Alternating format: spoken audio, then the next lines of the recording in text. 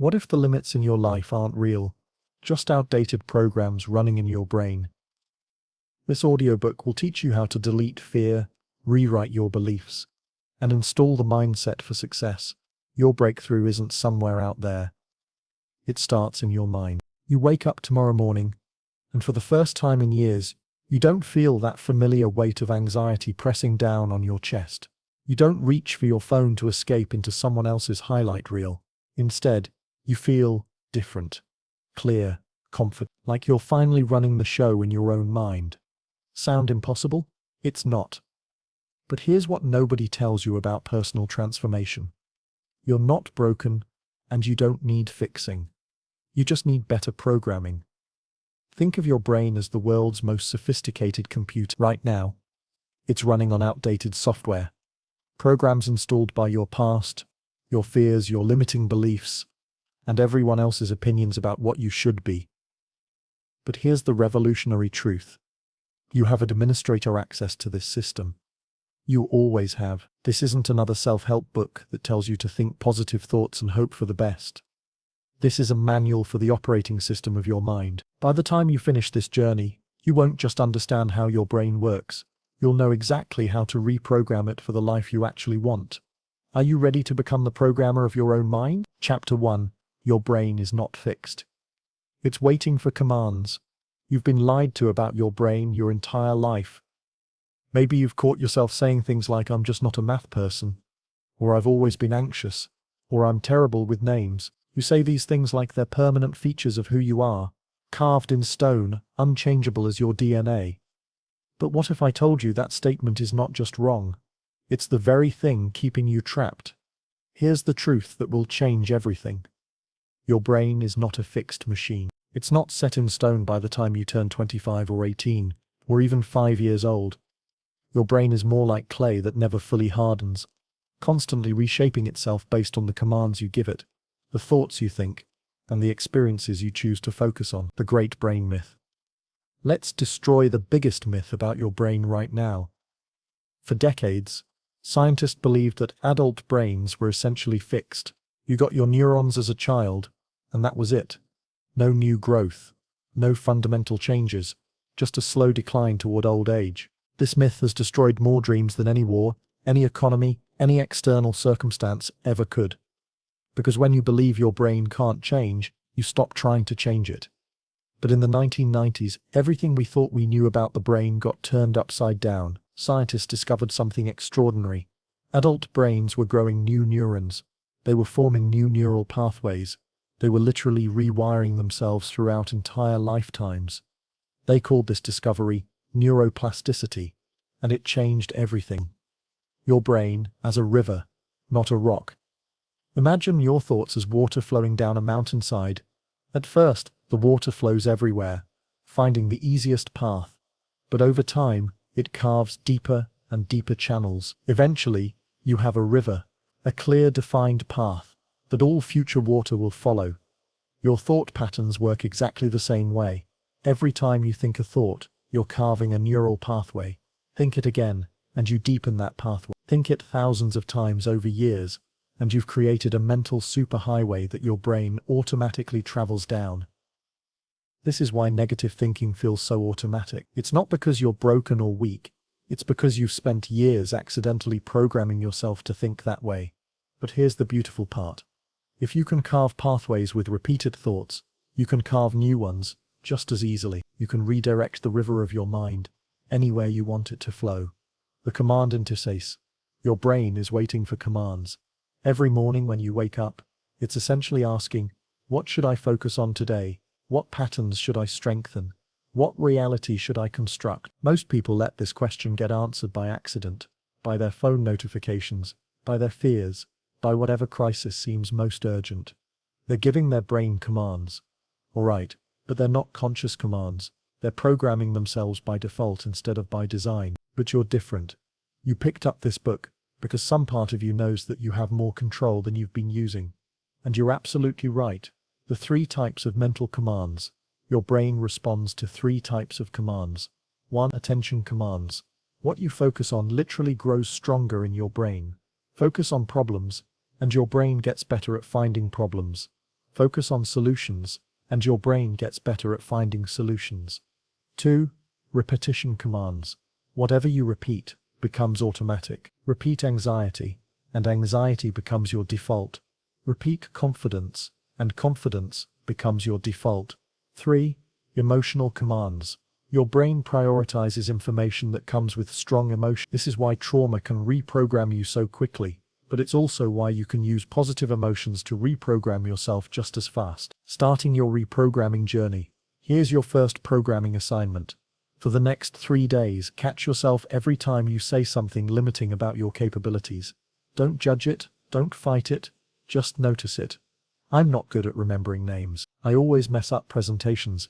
I can't stick to a diet. Each time you catch one of these statements, simply add yet or in the past. I'm not good at remembering names yet. I always messed up presentations in the past. I couldn't stick to a diet before now. This tiny change begins to shift your brain from fixed programming to growth programming. You're not just changing your words, you're changing the fundamental code that runs your life. Your brain has been waiting your entire life for you to take conscious control. The waiting is over. You're the programmer now, and your new life begins with your next thought. Chapter 2. The code beneath your thoughts.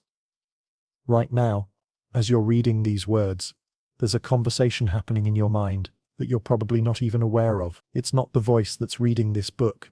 That's your conscious mind. The narrator you think of as you. I'm talking about the other voice. The one that's been running commentary on your life since you were old enough to think. The one that evaluates every situation, judges every outcome, and makes predictions about what's possible for you. This is your mental code, the invisible operating system that determines how you interpret everything that happens to you. The two-layered mind. Think of your mind like a computer with 2 layers. On the surface you have your desktop, your conscious thoughts, your decisions, your daily awareness. This is what most people think of as their mind, but beneath that desktop there's an operating system running constantly. It's processing millions of pieces of information, making thousands of micro-decisions, and filtering reality through programs you never consciously install. This operating system doesn't think in words the way your conscious mind does. It thinks in patterns, in assumptions, in automatic responses, and here's the crucial part. This deeper layer is actually running the show. The background programs. Let me give you an example of how this works. 2 people walk into the same job interview. Same position, same interviewer, same questions. But their experiences are completely different. Person A walks in thinking, I hope they like me. I hope I don't say something stupid. I need this job so badly. What if I'm not qualified enough? Person B walks in thinking, I wonder if this company is a good fit for me. Let me see if they can offer what I'm looking for. I have valuable skills to offer. Same external situation, completely different internal code, and that code determines everything. Their body language, their energy, their answers, and ultimately, their outcome. The difference isn't personality. It's not luck. It's programming. How the code got installed. You weren't born with limiting beliefs about yourself. You weren't born thinking you were not good with money or bad at relationships or not smart enough. These programs got installed somewhere along the way. Maybe when you were 7 years old, you excitedly showed your drawing to an adult who said, That's nice, honey, but you're not really artistic, are you? Your young brain, desperate to make sense of the world, filed that away as fact. I'm not artistic. Maybe when you were 15, you asked someone to dance, and they said no. Your teenage brain, trying to protect you from future rejection, created a program. Putting yourself out there leads to pain. It's safer to stay invisible. Maybe when you were 25, you failed at your first business attempt. And well-meaning friends said, maybe you're just not cut out for entrepreneurship. You should find a stable job. Your adult brain, already overwhelmed with responsibilities, accepted this program. I'm not a business person. I should play it safe. None of these events were necessarily traumatic, but they became the source code for how you see yourself and what you believe is possible. The confirmation bias loop. Here's where it gets really tricky. Once these programs are installed, your brain starts looking for evidence to confirm they're true. It's not doing this to hurt you. It's trying to help you navigate the world efficiently. You have a program that says, "I'm not good with technology." Your brain will notice every time you struggle with a new app and ignore every time you successfully use technology. It will remember the one time your computer crashed and forget the hundreds of times it worked perfectly. This isn't stupidity or weakness. This is how brains work.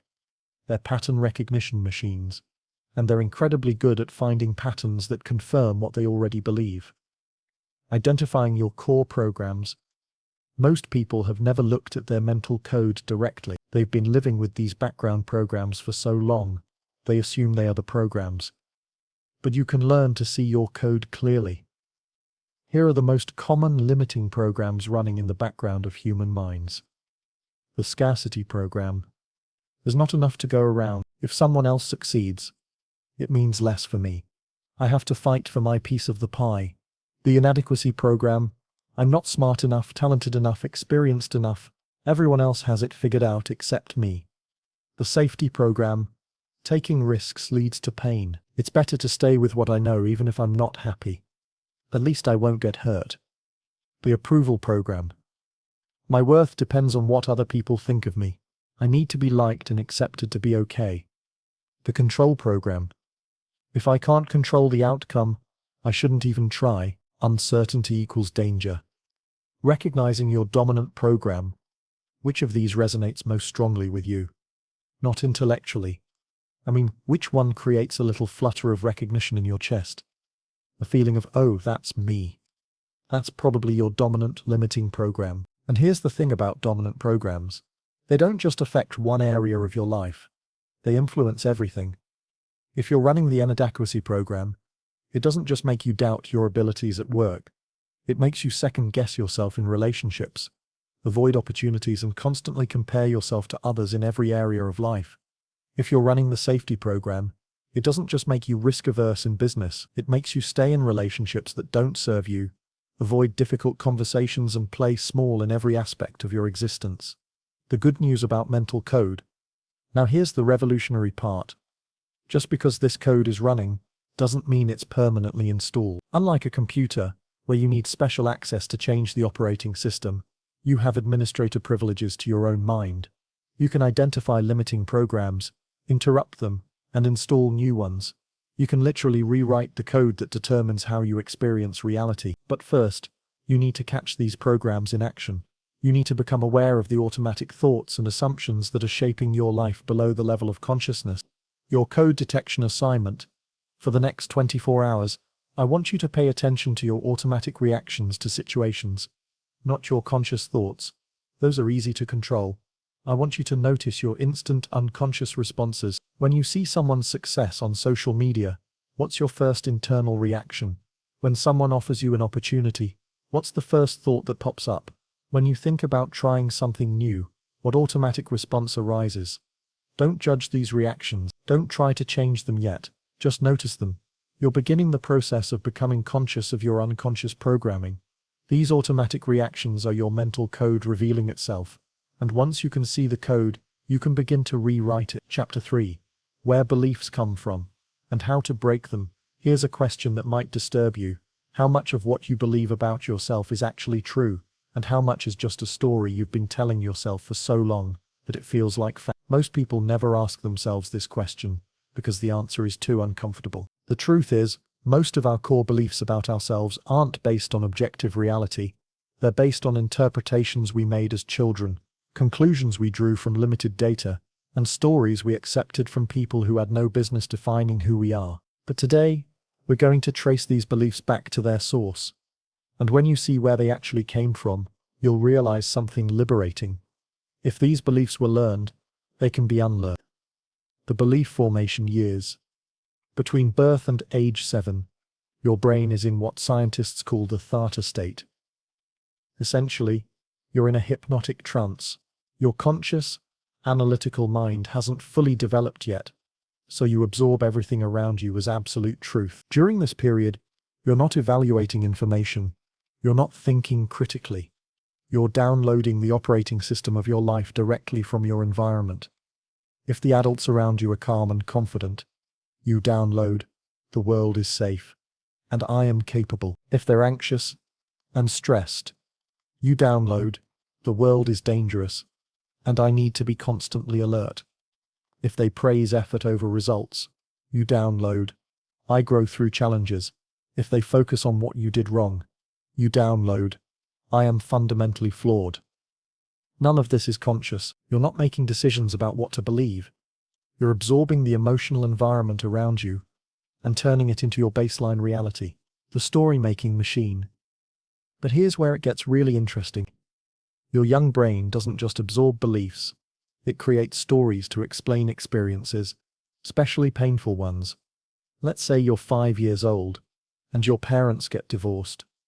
Your 5-year-old brain doesn't understand complex adult relationships, financial stress, or incompatibility. All you know is that your family is breaking apart, and your child's mind desperately needs to make sense of this chaos. So it creates a story. This happened because of me.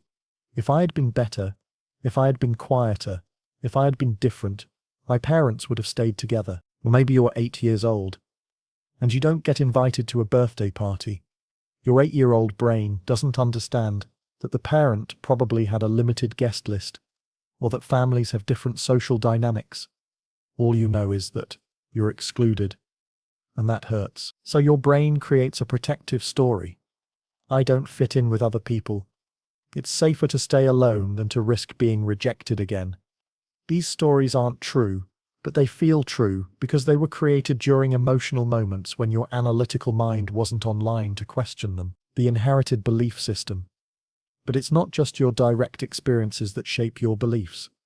You also inherit entire belief systems from the people who raised you, and they inherited their beliefs from the people who raised them. Your grandmother lived through the Great Depression, so she developed beliefs about money being scarce and the importance of saving every penny. She passed these beliefs to your mother, who passed them to you, even though you've never experienced true financial scarcity. Your father grew up in a household where emotions weren't expressed, so he learned that feelings were dangerous and should be suppressed. He passed this belief to you through his behavior, even though he never explicitly taught you this lesson. You're walking around with beliefs that were formed in response to circumstances that happened decades before you were born, in situations that have nothing to do with your current reality. The evidence collection system. Once these beliefs are installed, your brain becomes a detective gathering evidence to prove they're true. If you believe I'm not good with money, your brain will notice every financial mistake you make and ignore every smart financial decision. It will remember the time you overspent on vacation and forget the months you stayed within your budget.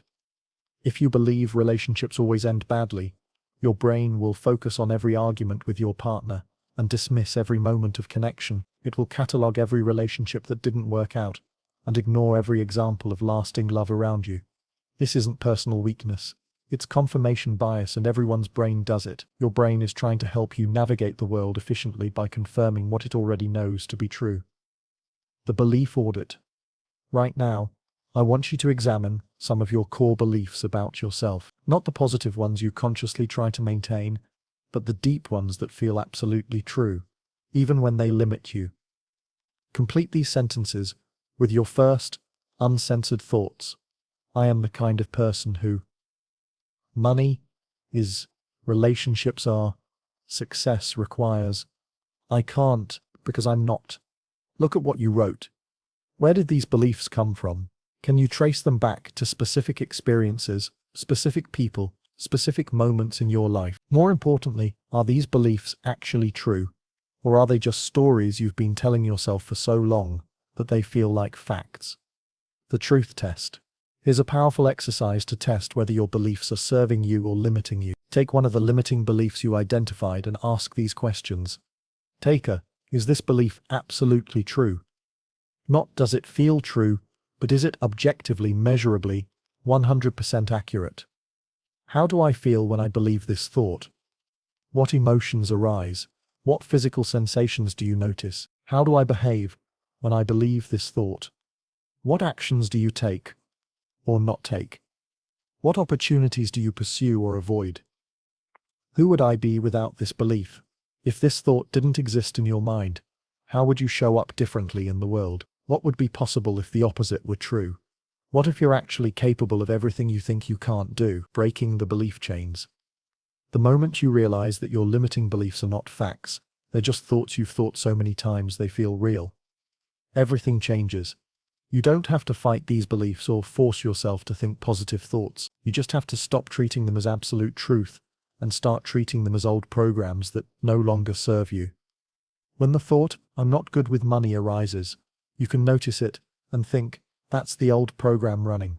It's not actually true, it's just familiar. When the thought, "I always mess up relationships," appears, you can cane it and think, there's that old story again. It was created to protect me, but it's not protecting me anymore, it's limiting me. Installing new beliefs. Breaking old beliefs is only half the work. The other half is consciously installing new ones. But here's the key. You can't just think your way into new beliefs. You have to experience your way into them. If you want to believe I am capable of learning new skills, you need evidence. Start with something small. Learn a new recipe. Master a simple craft. Complete an online course. Give your brain actual proof that the new belief is true. If you want to believe I am worthy of love and respect, you need to start treating yourself with love and respect. Set boundaries. Speak kindly to yourself. Pursue things that bring you joy. Show your brain through your actions that this new belief is accurate. Your belief revolution begins. Your beliefs are not permanent features of who you are. They're not genetic. They're not destiny. They're programs that were installed by circumstances and people who had no right to define your potential. But now you're awake to this process. You can see where your beliefs came from, question whether they're actually true, and consciously choose new ones that serve the life you want to create. This isn't about positive thinking or self-deception. This is about stopping the unconscious acceptance of limitations that were never real in the first place. Chapter 4. Neuroplasticity. You can literally change your mind.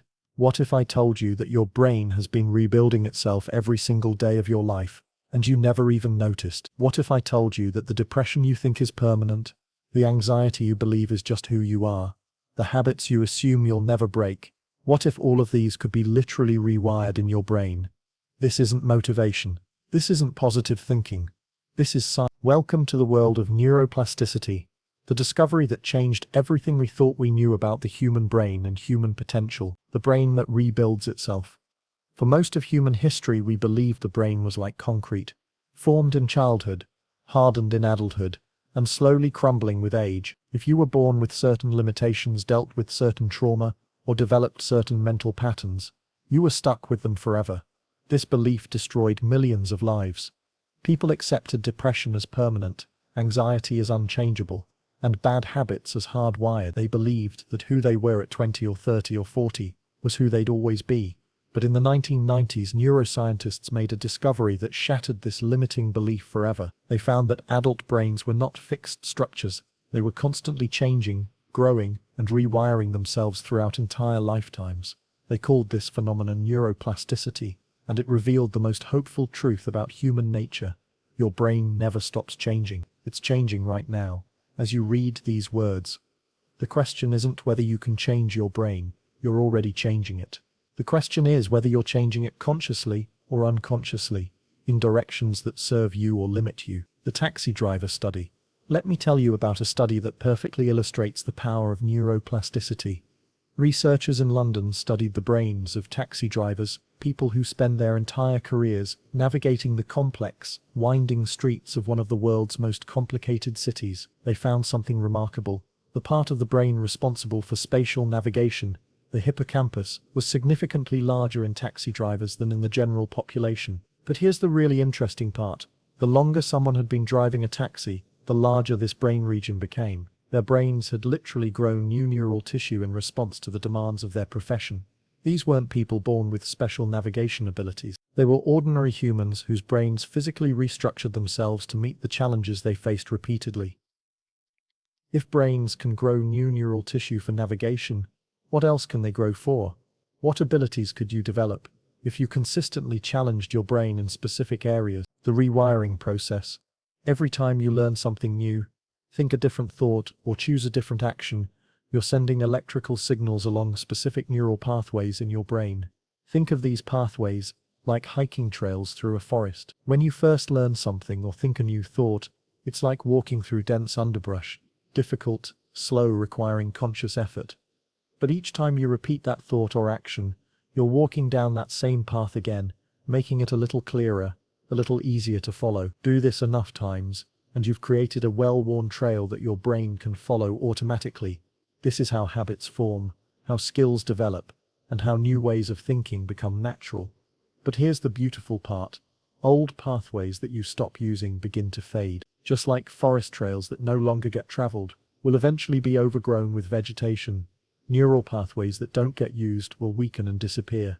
This means you can literally grow new patterns of thinking while letting old limiting patterns fade away. The 40-day rule. Neuroscientists have discovered that it takes approximately 40 days of consistent practice to build a new neural pathway, strong enough to become automatic. Not 21 days as popular culture suggests, but 40 days of conscious repetition. This is why most people fail when they try to change. They expect immediate results, and when change feels difficult after a week or two, they assume it's not working and give up. But they're quitting just when their brain is beginning to build the new pathways they need. Think about learning to drive. For the first few weeks, every aspect required conscious attention, checking mirrors, signaling, judging distances, coordinating your hands and feet. It was exhausting because you were building entirely new neural networks. But after about 40 days of practice, something shifted. Driving became automatic. You could have conversations, listen to music, even let your mind wander, while your brain handled the complex task of operating a vehicle safely. The same process works for any change you want to make. 40 days of conscious practice, and your new way of thinking or behaving becomes as automatic as driving. The evidence of change. Let me give you some concrete examples of neuroplasticity in action. London taxi drivers develop enlarged hippocampuses for spatial navigation. Musicians show increased grey matter in areas responsible for motor control and auditory processing. Meditation practitioners develop thicker prefrontal cortexes and reduced amygdala reactivity, literally growing the brain regions responsible for emotional regulation while shrinking the areas that generate fear and anxiety. Stroke patients can regain lost abilities by training other parts of their brain to take over damaged functions. People with depression who practice cognitive behavioral therapy show measurable changes in brain structure and function. Their brains literally rewire themselves out of depressive patterns. Your brain on change. Right now, your brain is incredibly plastic. It's waiting for direction on how to rewire itself. Every thought you think, every action you take, every emotion you feel, is literally sculpting your neural networks. The question is, are you sculpting them consciously? Most people let their brains get shaped by default by social media algorithms, by stress patterns, by unconscious habits, by other people's opinions. They're constantly rewiring their brains, but they're doing it unconsciously, in directions that often limit rather than liberate them. But you can take control of this process. You can consciously direct your neuroplasticity toward the outcomes you want. The 3 keys to conscious rewiring. 1. Repetition. New neural pathways require consistent activation. You can't think a positive thought once and expect your brain to change, but think it consistently for 40 days, and you'll build a superhighway of optimism. 2. Attention. Whatever you pay attention to literally grows in your brain. Focus on problems, and your brain becomes a problem-detecting machine. Focus on solutions, and your brain becomes wired for creativity and resourcefulness. 3. Emotion. Emotional experiences create stronger neural connections. This is why trauma can rewire you so quickly, but it's also why you can use positive emotions to accelerate positive change. Your neuroplasticity action plan. Choose one specific change you want to make, one new thought pattern, one new habit, one new way of responding to situations. For the next 40 days, practice this new pattern consistently. If you want to reduce anxiety, spend 10 minutes each day practicing calm breathing and peaceful thoughts. If you want to increase confidence, spend time each day reviewing your accomplishments and visualizing yourself succeeding. If you want to improve relationships, practice gratitude and appreciation for the people in your life. The key is consistency, not perfection. You're not trying to think perfectly positive thoughts or execute perfect behaviors. You're trying to consistently activate new neural pathways until they become as automatic as your old ones. the miracle you're living. Here's what I want you to understand. The fact that you can consciously reshape your own brain is nothing short of miraculous. You have the power to literally rebuild your mind from the inside out. You are not stuck with the brain you have. You're not condemned to repeat old patterns forever. You're not the victim of your genetics, your past, or your circumstances. You are a neuroplastic being with the power to consciously evolve your own consciousness. And that evolution begins with your next thought, your next choice, your next moment of conscious attention. Chapter 5. Interrupting the old mental loops. There's a voice in your head that never stops talking. Right now, as you're reading this, it's running commentary on what you're learning, making associations with your own life, maybe even debating whether any of this will actually work for you. Most people think this voice is them, their true self, their inner wisdom, their authentic thoughts. But what if I told you that much of this internal chatter isn't actually your conscious thinking at all? What if it's just old programs running on repeat, mental loops that were installed years ago, and have been playing the same limiting tracks ever since? The voice that says you're not good enough isn't you. It's a program. The anxiety that arises when you think about taking risks isn't your intuition. It's an old loop. The depression that settles in when you compare yourself to others isn't your natural state. It's outdated software that's still running in the background of your mind. Today, you're going to learn how to interrupt these loops and reclaim conscious control of your mental space. The loop detection system. Before you can interrupt mental loops, you have to recognize them. And that's harder than it sounds, because these patterns have become so automatic, so familiar, that they feel like natural thoughts rather than programmed responses. Here's how to spot a mental loop.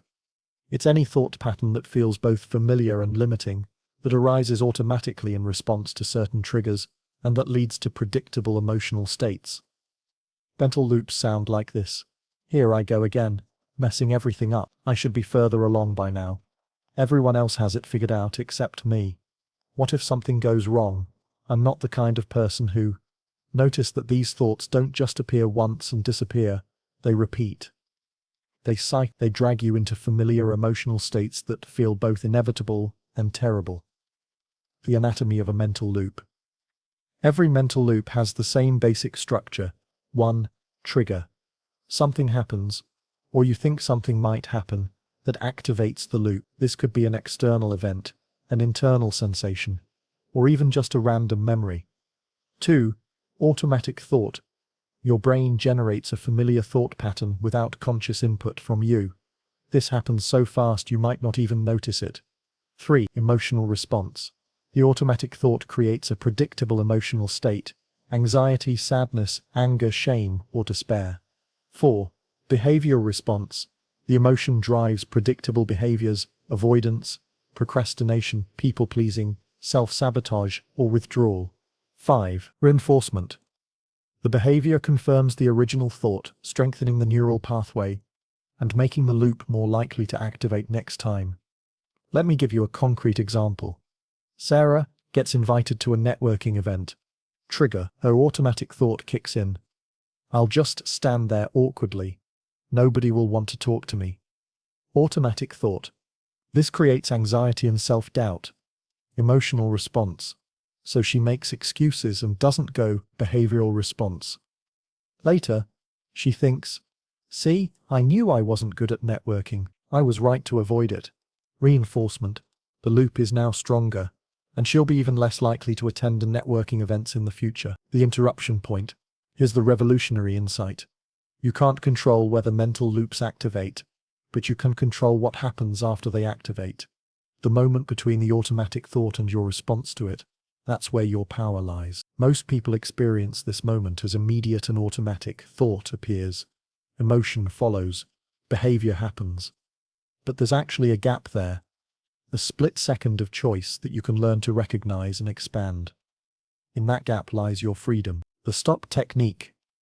When you notice a familiar mental loop beginning, use this simple interruption technique. Stop. The moment you recognize an old thought pattern, mentally say stop or pause.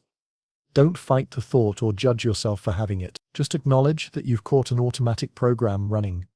Take a breath. Breathe deeply. and create physical space between you and the mental loop. This engages your parasympathetic nervous system and creates the neurological conditions necessary for conscious choice. OBAS. Look at the thought pattern like you're a curious scientist studying an interesting phenomenon. Oh, there's that old program about not being good enough. Interesting that it got activated by that email from my boss. Proceed consciously. Choose your response based on what you actually want to create in your life, not what the old loop is telling you to do. The observer, self. The key to interrupting mental loops is strengthening what psychologists call the observer self, the part of you that can watch your thoughts without being controlled by them. Most people are completely identified with their thoughts. When the thought, "I'm not good enough," arises, they don't think "I'm having the thought" that I'm not good enough. They think I'm not good enough and experience it as objective reality. But you are not your thoughts. You are the awareness that observes thought. And when you strengthen this observer self, you create space between you and your automatic mental patterns. The mental loop inventory. Right now, I want you to identify your top 3 mental loops, the automatic thought patterns that limit you most consistently. For each loop, write down the trigger. What situations, people, or internal states typically activate this loop? 2. The automatic thoughts. What specific words or phrases does your mind repeat when this loop is running? 3. The emotional state. How do you feel when this loop is active? What physical sensations accompany it? 4. The behavioral pattern. What do you typically do or not do when caught in this loop? 5. The cost. What opportunities, experiences, or growth have you missed because of this pattern? Once you can see your loops clearly, they begin to lose their power over you. You start recognizing them as familiar programs rather than absolute truths about reality. The pattern interrupt technique. Beyond the stop method, here are additional ways to interrupt mental loops when you catch them running. Physical interruption. Change your physical state immediately. Stand up if you're sitting. Walk to a different room. Do jumping jacks. Splash cold water on your face. Physical movement disrupts the neural pattern and creates space for new thoughts. The 5-4-3-2-1 grounding. Name 5 things you can see, 4 things you can touch, 3 things you can hear, 2 things you can smell, and 1 thing you can taste. This pulls you out of mental loops and into present moment awareness. The ridiculous voice. When you catch a limiting thought loop, repeat the thoughts in a ridiculous voice, like Mickey Mouse or a robot. This creates psychological distance and helps you see the thoughts as mental phenomena rather than absolute truths. The curious question. Instead of believing the loop, get curious about it. Isn't it interesting that my mind always goes to worst-case scenarios when I have to speak in public? I wonder why this pattern developed. As reframe game. Once you've interrupted a mental loop, you have an opportunity to consciously choose a more empowering thought pattern. But here's the key. Don't try to flip immediately to the opposite extreme. Your brain won't believe I'm amazing at everything if you've been thinking I'm terrible at everything for years. Instead, find the smallest believable upgrade. Instead of I always mess everything up, try I'm learning from my mistakes. Instead of nobody likes me, try some people appreciate who I am.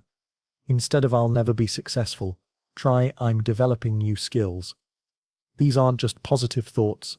They're bridge thoughts that help your brain transition from limiting patterns to empowering ones. The loop replacement system. Interrupting old loops is only half the work. The other half is consciously installing new ones. Remember, your brain needs patterns to function efficiently. If you just remove old patterns without replacing them, your brain will default back to familiar territory. Here's how to install new mental loops. 1. Choose your new response. Decide in advance how you want to think, feel, and behave when your old triggers appear. 2.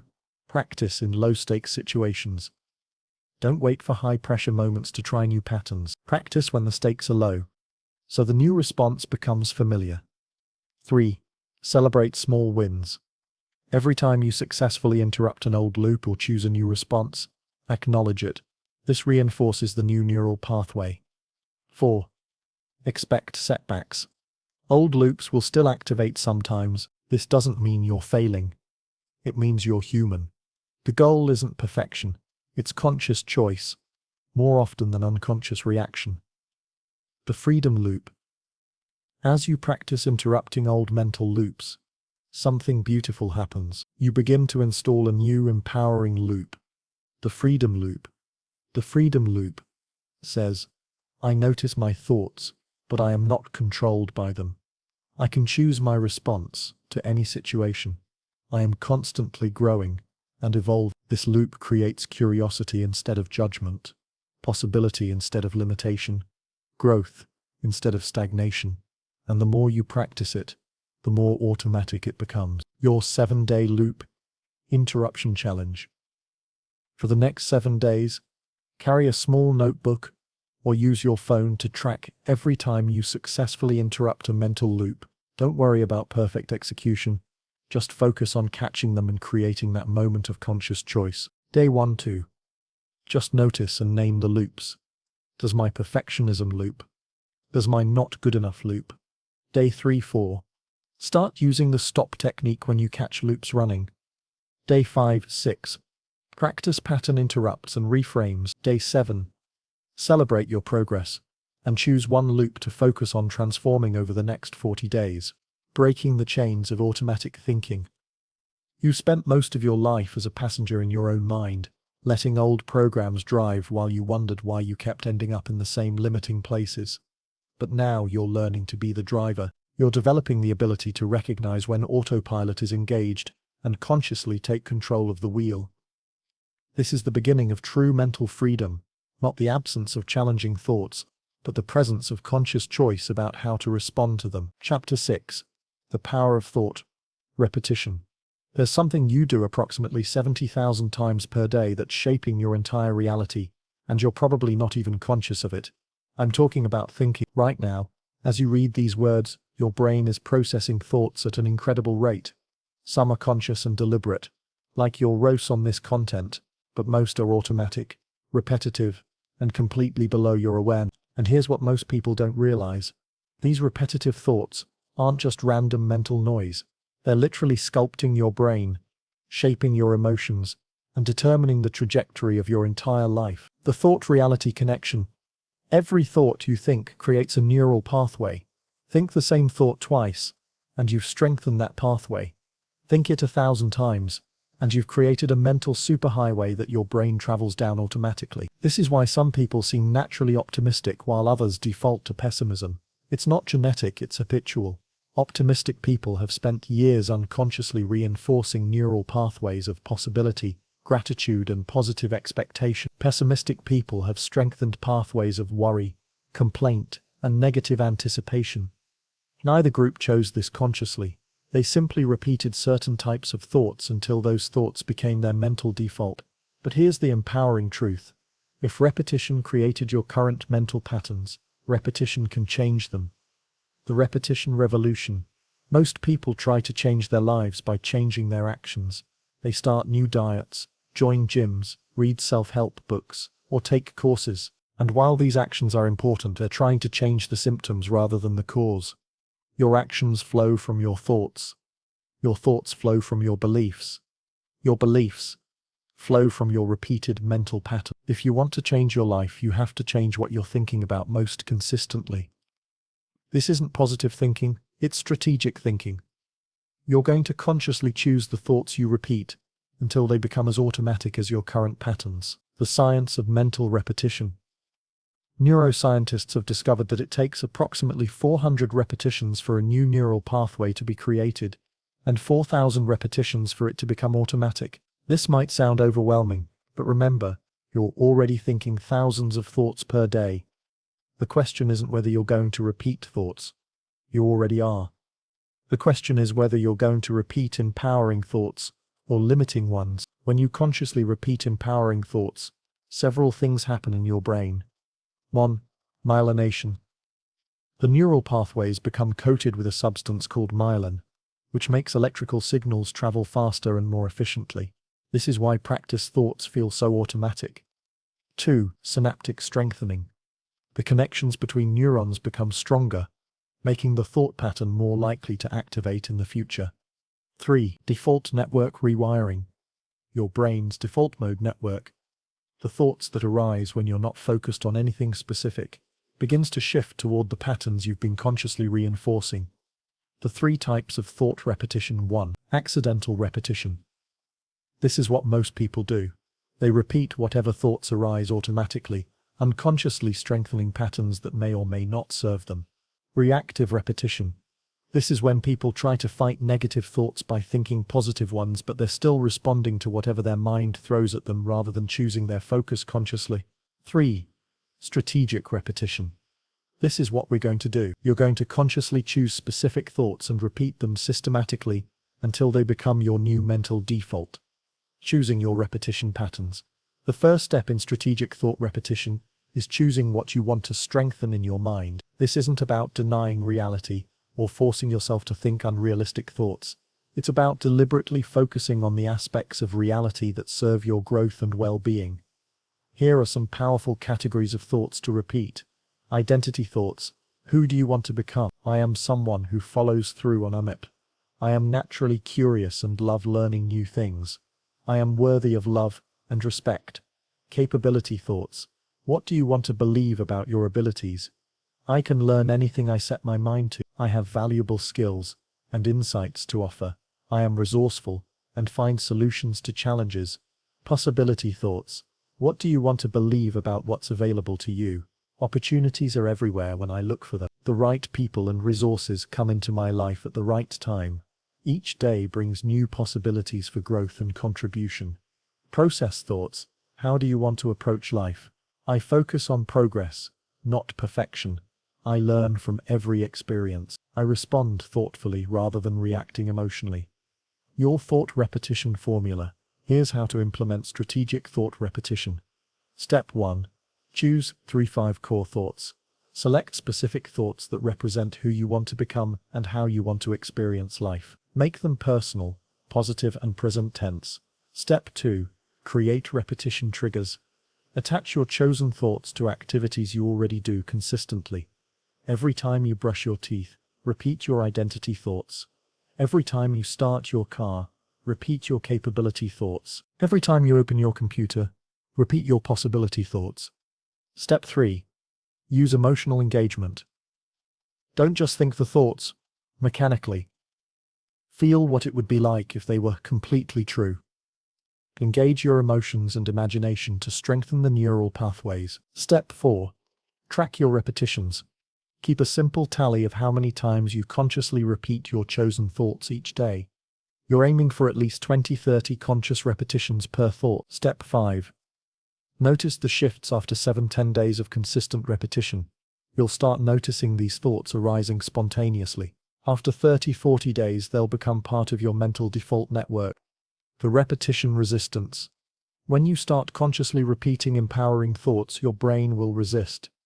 This resistance isn't personal, it's protective. Your brain has spent years strengthening certain neural pathways, and it interprets new patterns as potentially dangerous changes to a familiar system. You might experience thoughts like, "This is stupid. This isn't working. I don't really believe this. I'm just lying to myself." This resistance is actually a good sign. It means you're challenging old patterns and creating new ones. Don't fight the resistance or judge yourself for having it. Simply acknowledge it and continue with your chosen repetitions. The compound effect of thought repetition. Here's what happens when you practice strategic thought repetition consistently. Week 1. The thoughts feel forced and artificial, but you're beginning to create new neural pathways. Week 2. The thoughts become easier to access, and you might catch them arising spontaneously occasionally. Week 3. The thoughts begin to feel more natural, and you notice them influencing your emotional states and decisions. Week 4.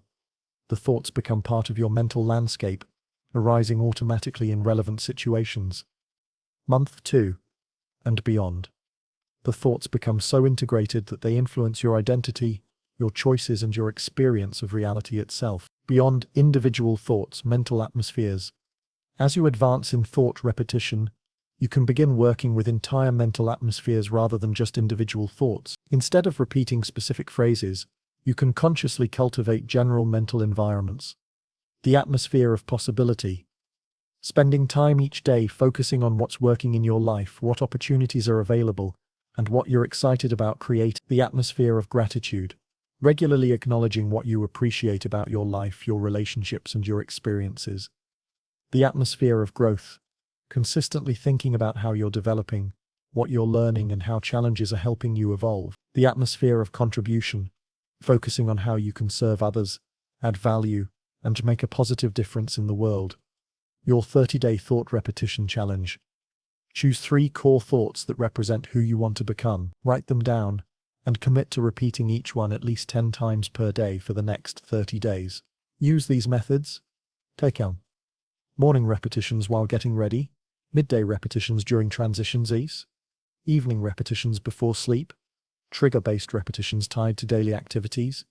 Track your progress, and notice how your mental landscape begins to shift. You're not just changing your thoughts, you're rebuilding the very foundation of your inner experience. The thought revolution. You've been letting your thoughts think themselves for most of your life. Random mental patterns, inherited from your past, and reinforced by accident, have been running your internal experience. But now you're taking conscious control. You're choosing what to strengthen in your mind. You're becoming the architect of your own mental environment. This is the beginning of true personal transformation. Not through willpower or forced behavior change, but through the strategic repetition of thoughts that align with who you're becoming. Chapter 7. Your words are programming language. Every word that comes out of your mouth is a command to your subconscious mind. Every word you think in your internal dialogue is an instruction to your nervous system. Every word you use to describe yourself, your situation, and your possibilities is literally programming your reality. Most people have never considered that language isn't just communication, it's creation. The words you use don't just describe your experience, they shape it, mold it, and ultimately determine it. The language-reality loop. Here's how the language-reality connection works. The words you use influence your thoughts. Your thoughts influence your emotions. Your emotions influence your actions. Your actions create your results. And your results reinforce the words you use to describe your reality. Let me give you a concrete example. 2 people lose their jobs on the same day. Person A says, "I got fired. I'm such a failure. The economy is terrible. I'll probably never find anything as good as what I had. I'm worried about my future."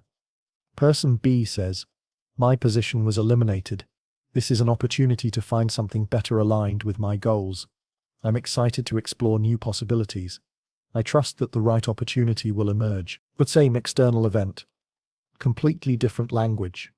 And that different language will create completely different internal experiences, different emotional states, different actions, and ultimately different outcomes. The subconscious programmer. Your subconscious mind is like a literal computer processor. It doesn't evaluate, judge, or question the commands it receives. It simply executes whatever programs you give it through your language. When you say, "I'm terrible with money," your subconscious doesn't think, "Let me analyze whether this statement is accurate."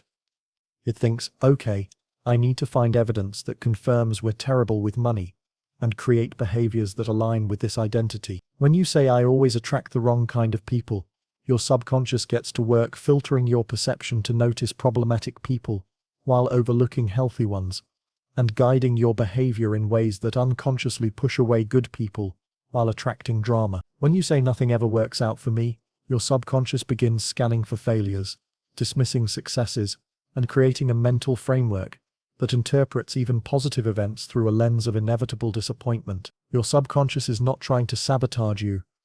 It's trying to keep you consistent with the identity and reality you keep describing through your words. The power words versus poison words.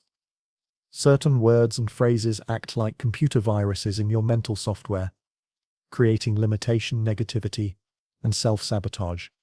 Other words act like upgrades, expanding your possibilities and enhancing your performance. Poison words. To eliminate. "I can't," "Try," "I haven't learned how to yet," or "I choose not to." "I always," or "I never." Try. "In the past, I've tended to," or "I'm developing the ability to." "I have to." Try. "I choose to," or "I want to." "That's just who I am." Try. "That's how I've been, but I'm evolving." "I should." Try. "I could." or I will. Power words to embrace. I'm learning, I'm developing, I'm choosing, I'm exploring, I'm creating, I'm becoming. Notice how the power words imply process, growth, and choice, while the poison words imply fixedness, limitation, and victimhood. The story reframe. One of the most powerful applications of conscious language is reframing the story you tell about your past, present, and future. Most people tell their life story from a victim perspective. This bad thing happened to me, then this other bad thing happened, and that's why I struggle with X, Y, and Z. But you can tell the exact same life story from a growth perspective. I experienced these challenges, which taught me resilience and gave me unique insights that now help me understand and assist others. Same facts, completely different language, entirely different programming. The 3-level language audit. Level 1. External language. Pay attention to how you speak about yourself and your life to others. Are you constantly complaining, making excuses, or describing yourself in limiting ways? Or are you speaking about possibilities, growth, and what you're creating? Level 2. Internal language notice. Your internal dialogue. The constant stream of words running through your mind. What's the predominant tone? Is it critical and limiting, or supportive and expansive? Level 3. Identity language. Listen to how you complete the phrase I am. These are the most powerful programming statements you can make, because they define your identity at the deepest level. The identity upgrade process. Your identity is nothing more than the collection of I am statements you've accepted as true, and since these statements were learned, they can be changed.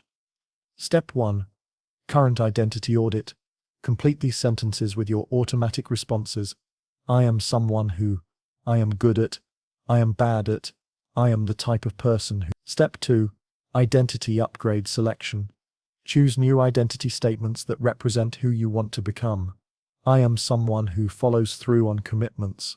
I am naturally curious and love learning. I am worthy of success and happiness. I am becoming more confident every day. Step 3. Daily identity programming. Repeat your new identity statements multiple times per day, especially during moments when you're relaxed and receptive.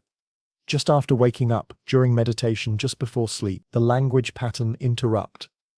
When you catch yourself using limiting language, don't judge or criticize yourself, simply interrupt the pattern and choose a more empowering alternative. Old. I'm so stupid for making that mistake. New. I'm learning from this experience. Old. I can't handle stress. New. I'm developing better stress management skills. Old. I'm not a creative person. New. I'm discovering my creative abilities. The question revolution. The questions you ask yourself are among the most powerful forms of internal language, because questions direct your focus and prime your brain to find certain types of answers. Disempowered questions. Why does this always happen to me? What's wrong with me? Why can't I ever get this right? Empowering questions. What can I learn from this? How is this experience helping me grow? What opportunity might be hidden in this challenge? How can I use this to serve others? The language experiment. For the next 7 days, conduct a language experiment. Days 1-2, simply notice your language patterns without trying to change them. Pay attention to your internal dialogue, your conversations with others, and the words you use to describe yourself and your experiences. Days 3-4. Begin interrupting limiting language and replacing it with more empowering alternatives. Don't expect perfection, just catch and correct when you notice. Days 5-7. Start proactively using empowering language even when you don't fully believe it yet. Speak about yourself and your life as if you're already becoming the person you want to be. Notice how your internal experience shifts as your language changes. The affirmation evolution. Traditional affirmations often fail because they feel false and create internal resistance. But you create evolutionary affirmations that acknowledge where you are while programming where you're going. Instead of I am wealthy when you're struggling financially, try I am developing a healthier relationship with money every day. Instead of I am confident when you feel insecure, try I'm becoming more confident in my abilities and worth. Instead of I have perfect health when you're dealing with illness, try My body is constantly healing and becoming stronger. Words as seeds. Every word you speak or think is like a seed planted in the garden of your subconscious mind. Negative words. Plant weeds that choke out your potential. Positive words. Plant flowers that bloom into new possibilities. Most people are unconscious gardeners, randomly planting whatever seeds happen to fall from their thoughts and conversations. But you're becoming a conscious gardener, deliberately choosing which seeds to plant in the fertile soil of your mind. The 30-day language challenge. Choose 3 limiting phrases you use regularly and 3 empowering replacements. For the next 30 days, notice every time you use the limiting language. Interrupt the pattern and consciously choose the empowering alternative. Repeat the empowering language, even when you don't fully believe it yet. Track your progress and notice how your inner experience shifts. Remember, you're not trying to lie to yourself or deny reality. You're choosing to use language that creates the reality you want, rather than reinforcing the reality you want to change. Your words. Your world. The conversation you have with yourself all day long is the most important conversation in your life. It's determining your emotions, your actions, and your outcomes more than any external circumstance ever could. Starting today, become conscious of this internal dialogue. Upgrade your language and you'll upgrade your life. Chapter 8. Visualization. The brain's native language. Close your eyes and imagine biting into a fresh, juicy lemon. Really picture it. The bright yellow skin, the citrus scent, the sour juice hitting your tongue. Did your mouth water? Did you pucker slightly? Did you have a physical response to something that only existed in your imagination? Congratulations! You just experienced the most powerful truth about your brain. It cannot distinguish between a vividly imagined experience and a real one. The simulator in your head. Your brain is essentially a sophisticated simulation machine. Every night when you dream, it creates entire worlds, complete with sensory experiences, emotions and memories that feel completely real, until you wake up. But this simulation capability isn't limited to sleep. You can consciously harness this same power to reprogram your brain for success, confidence, and achievement in ways that most people never imagined possible. When you visualize yourself successfully handling a challenging situation, your brain begins building the neural pathways necessary to handle that situation in reality. When you imagine yourself feeling confident and capable, your brain starts creating the internal conditions for confidence and capability. This isn't wishful thinking, it's mental rehearsal. And it's one of the most powerful tools you have for conscious brain reprogramming. The science of mental rehearsal.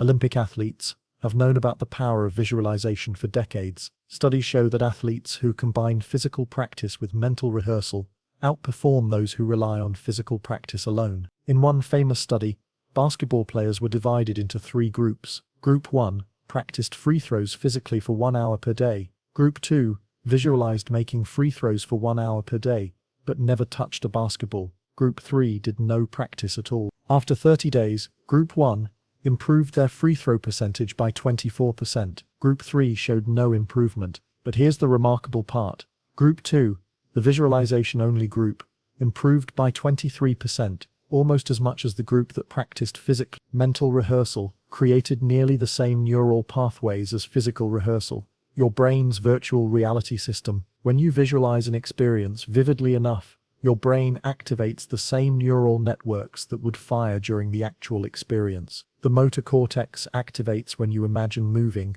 the visual cortex activates when you imagine seeing, the emotional centers activate when you imagine feeling. This is why phobias can develop from imagined fears, and why traumatic memories can create physical stress responses years after the original event. Your brain's simulation system is so powerful that imagined experiences can have the same impact as real ones. But if this system can create limiting patterns through negative visualization, it can just as easily create empowering patterns through positive visualization. The 3 levels of visualization. Level 1, mental movies. This is what most people think of as visualization, creating mental images of desired outcomes. You might picture yourself giving a successful presentation, having a great conversation, or achieving a specific goal. Level 2, embodied experience. This involves engaging all your senses and emotions in the visualization. You don't just see yourself succeeding, you feel the emotions, hear the sounds, sense the physical sensations, and experience the full internal state of success. Level 3. Identity integration. This is the most advanced level, where you visualize not just specific outcomes, but yourself being the type of person who naturally creates those outcomes. You're not just imagining success, you're programming a successful identity. The visualization setup process. Step 1. Relaxed awareness. Find a quiet space and enter a relaxed, focused state. This isn't about forcing concentration, it's about creating the mental conditions where your imagination can work most effectively. Step 2. Specific scene selection. Choose a specific scenario to visualize. Vague visualizations create vague results. Instead of imagining being successful, visualize yourself in a specific successful situation, giving a presentation, having a difficult conversation, performing a skill, or experiencing a particular achievement. Step 3. Sensory immersion. Engage all your senses in the visualization. What do you see? Colors, lighting, surroundings, people's faces. What do you hear? Voices, sounds, music, silence. What do you feel physically? Temperature, textures, physical sensations. What do you smell or taste? Any relevant sensory details. Step 4. Emotional embodiment. This is the most crucial element. Feel the emotions you would experience in this successful scenario. Confidence, joy, satisfaction, calm, excitement. The emotional component is what makes the visualization real to your brain. Step 5. Repetition and variation. Visualize the same scenario multiple times, but add variations. See yourself handling different versions of the situation, responding to various challenges, and succeeding in multiple ways. The success identity visualization. Instead of just visualizing specific achievements, visualize yourself being the kind of person who naturally creates success. This identity-level visualization is more powerful than outcome-focused visualization, because it programs your fundamental sense of self. The confident person visualization.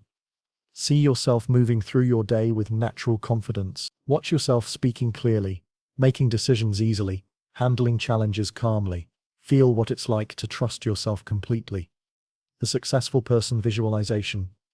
Visualize yourself thinking, feeling, and acting like someone who consistently creates positive outcomes. See yourself being resourceful, persistent, and creative in pursuing your goals. The loved person visualization. Experience yourself giving and receiving love freely. See yourself in healthy relationships where you're appreciated for who you are and where you contribute positively to others' lives. The problem-solving visualization. One of the most practical applications of visualization is mental rehearsal for challenging situations. Instead of worrying about what might go wrong, you can consciously program yourself for success. Step 1. Identify the challenge. Choose a specific situation you're concerned about. A difficult conversation, a presentation, a job interview, a social event. Step 2. Visualize multiple success scenarios. Don't just visualize one perfect outcome. See yourself handling the situation successfully in various ways. This prepares your brain for different possibilities and builds flexible confidence. Step 3. Include obstacle navigation. Visualize potential challenges arising and see yourself handling them calmly and effectively. This builds resilience and prevents you from being thrown off by unexpected difficulties. Step 4. End with success. Always conclude your mental rehearsal with a successful outcome and the positive emotions associated with success. The future self visualization. One of the most transformative visualization practices is connecting with your future self, the person you're becoming through your current choices and efforts. The 1-year future self. Visualize yourself 1 year from now, having made consistent progress on your goals. See how you look, how you carry yourself, how you spend your days. Feel the satisfaction of your growth. The 5-year future self. Imagine yourself 5 years from now, having developed new skills, created meaningful relationships, and achieved significant goals. Experience the confidence and wisdom of this future version of yourself. The legacy self. Visualize yourself at the end of your life, looking back with satisfaction at the impact you made, the relationships you built, and the person you became. Let this vision guide your daily choices. Visualization troubleshooting. I can't see clear images. Not everyone visualizes in clear pictures. Some people experience visualization as general impressions, feelings, or knowing. Work with whatever comes naturally to you. It feels fake. This is normal, especially at first. Your brain is learning a new skill. Start with small, believable scenarios, and gradually work up to bigger visualizations. My mind wanders. This is completely normal. When you notice your mind wandering, gently return to your visualization without judgment. This is mental training. And like physical training, it takes practice. I keep visualizing negative outcomes. When negative images arise, don't fight them. Acknowledge them briefly, then consciously redirect to positive scenarios. You're training your brain to default to success rather than failure. Your daily visualization practice. Morning programming. Spend 5-10 minutes visualizing your day going well. See yourself handling your responsibilities with ease, having positive interactions, and feeling good about your choices. Evening review. Before sleep, visualize the next day's challenges and opportunities. See yourself approaching them with confidence and capability. Weekly identity work. Once a week, do a longer visualization session focused on your evolving identity and long-term goals. The visualization revolution. Most people use their imagination against themselves, constantly visualizing what they don't want, rehearsing failure, and programming themselves for limitation. But you're different. You're going to use your brain's natural simulation system to program yourself for success, confidence, and growth. Every time you visualize yourself succeeding, you're building neural pathways for success. Every time you imagine yourself feeling confident, you're creating the neurological foundation for confidence. You have a Hollywood-level production studio in your mind, capable of creating any experience you can imagine. It's time to start producing movies that serve your highest potential. Chapter 9. Rewire through emotion, not just logic. You've been trying to think your way out of patterns that were never created by thinking in the first place. Picture this. You're lying in bed at 2 a.m., mind racing with all the reasons why you should feel confident, why you should stop doubting yourself, why you should finally break free from the mental loops that keep you stuck. You've read the books. You know the logic. You understand that your fears are mostly irrational, and your limiting beliefs aren't serving you. So why are you still lying there, feeling exactly the same way you did 6 months ago? Here's the uncomfortable truth that most personal development completely ignores. You cannot reprogram your brain through logic alone. Your deepest patterns weren't installed through rational decision-making, and they won't be uninstalled that way either. Think about it. Did you consciously choose to develop anxiety? Did you sit down one day and logically decide that self-doubt would serve you well? Of course not. These patterns were wired into your nervous system through emotional experiences, often before you even had the language to understand what was happening. The myth of rational reprogramming. We live in a culture obsessed with the idea that knowledge equals transformation. We believe that if we just understand something intellectually, we can change it. This is why people collect self-help books like trophies, consuming insight after insight, while remaining fundamentally unchanged. But your brain doesn't work that way. Your rational mind, what neuroscientists call the prefrontal cortex, is actually the newest and weakest part of your brain. It's like the CEO of a company who thinks they're in charge, while the real decisions are being made by middle management in departments they rarely visit. The parts of your brain that control your automatic patterns, your emotional responses, and your deep sense of identity are ancient, powerful, and they speak the language of feeling, not logic. These are the structures that keep you safe, that learn from experience, that decide whether you're worthy or unworthy, confident or fearful, before your conscious mind even knows what's happening. This is why you can intellectually understand that you're capable and still feel like an imposter. This is why you can know that your fears are irrational and still be paralyzed by them. Your emotional brain hasn't gotten the memo that your logical brain wrote. The language your brain actually speaks. Your subconscious mind, the part that's really running the show, doesn't process information the way your conscious mind does. It doesn't respond to arguments, evidence, or logical reasoning. It responds to emotion, repetition, and vivid sensory experience. Think about your most persistent fears or limiting beliefs. I guarantee they weren't installed through someone giving you a PowerPoint presentation about why you should doubt yourself. They were created through emotionally charged experiences that your nervous system interpreted as important survival information. Maybe it was the feeling of shame when you were criticized in front of others. Maybe it was the fear you felt when a parent was angry. Maybe it was the confusion and hurt of being rejected or ignored. These experiences created neural pathways, not through logical analysis, but through emotional intensity. Your brain tagged these experiences as significant because they came with strong emotional charges, and now, years later, these same emotional patterns are still running in the background, influencing every decision you make, every risk you avoid, every opportunity you talk yourself out of. Emotion as the gateway to reprogramming. If emotion was the language used to install your current programming, then emotion must be the language you use to reprogram it. This isn't about positive thinking or affirmations. It's about deliberately creating new emotional experiences that can compete with and eventually override the old ones. Your brain is designed to be flexible. Neuroscientists call this neuroplasticity. Your neural networks can be rewired throughout your entire life. But this rewiring doesn't happen through intellectual understanding. It happens through repeated emotional experiences that create new associations and strengthen new pathways. Every time you have an emotional experience, your brain essentially asks, "Is this important? Should I remember this? Should I prepare for this to happen again?" The more emotional intensity attached to an experience, the more significant your brain considers it, and the deeper it gets encoded into your system. This is actually incredible news. It means you're not stuck with the programming you received in childhood or through past trauma. It means you can literally rewire your brain by deliberately creating new emotional experiences, but you have to speak your brain's language. The emotional rehearsal method. Professional athletes have understood this principle for decades. They don't just practice their physical movements, they practice the emotional states they want to access during competition. They visualize not just making the perfect shot, but feeling calm, confident and focused while making it. This isn't just mental preparation, this is literal brain rewiring. When you imagine an experience with emotional intensity, your brain processes it similarly to actually living that experience.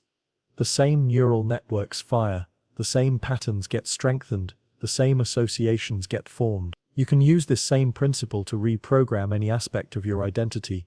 Instead of trying to convince yourself intellectually that you're confident, you can practice feeling confident. Instead of arguing with your self-doubt, you can repeatedly experience states of self-assurance until they become more familiar than the doubt.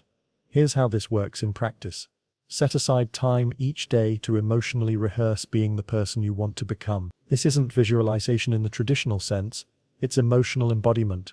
Close your eyes and don't just see yourself succeeding. Feel yourself succeeding. Feel the confidence in your body. Feel the calm in your nervous system. Feel the excitement of living aligned with your potential. The key is making these sessions as emotionally vivid as possible.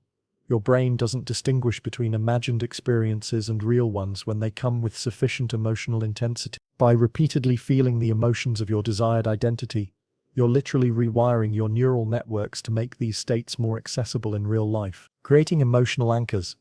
Once you've practiced generating desired emotional states, you can create what I call emotional anchors. Physical or mental triggers that help you access these states more quickly in real-world situations. During your emotional rehearsal sessions, when you've successfully created the feeling you want to cultivate, pair it with a specific physical gesture. Maybe you press your thumb and index finger together, or place your hand over your heart, or take 3 deep breaths in a particular rhythm. Repeat this anchor every single time you practice feeling this emotion. Over weeks and months, your brain will create a strong neurological association between the anchor and the emotional state. Then, when you're in real-life situations where you need to access confidence, calm, or whatever state you've been practicing, you can use your anchor to help trigger it.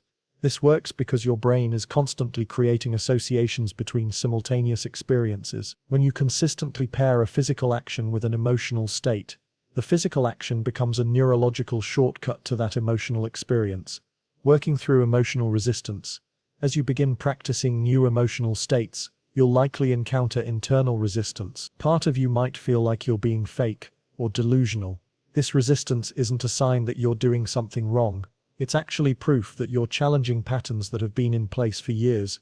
Your current identity has emotional comfort zones. Even positive emotions can feel threatening if they're unfamiliar. Confidence might feel arrogant if you're used to self-doubt.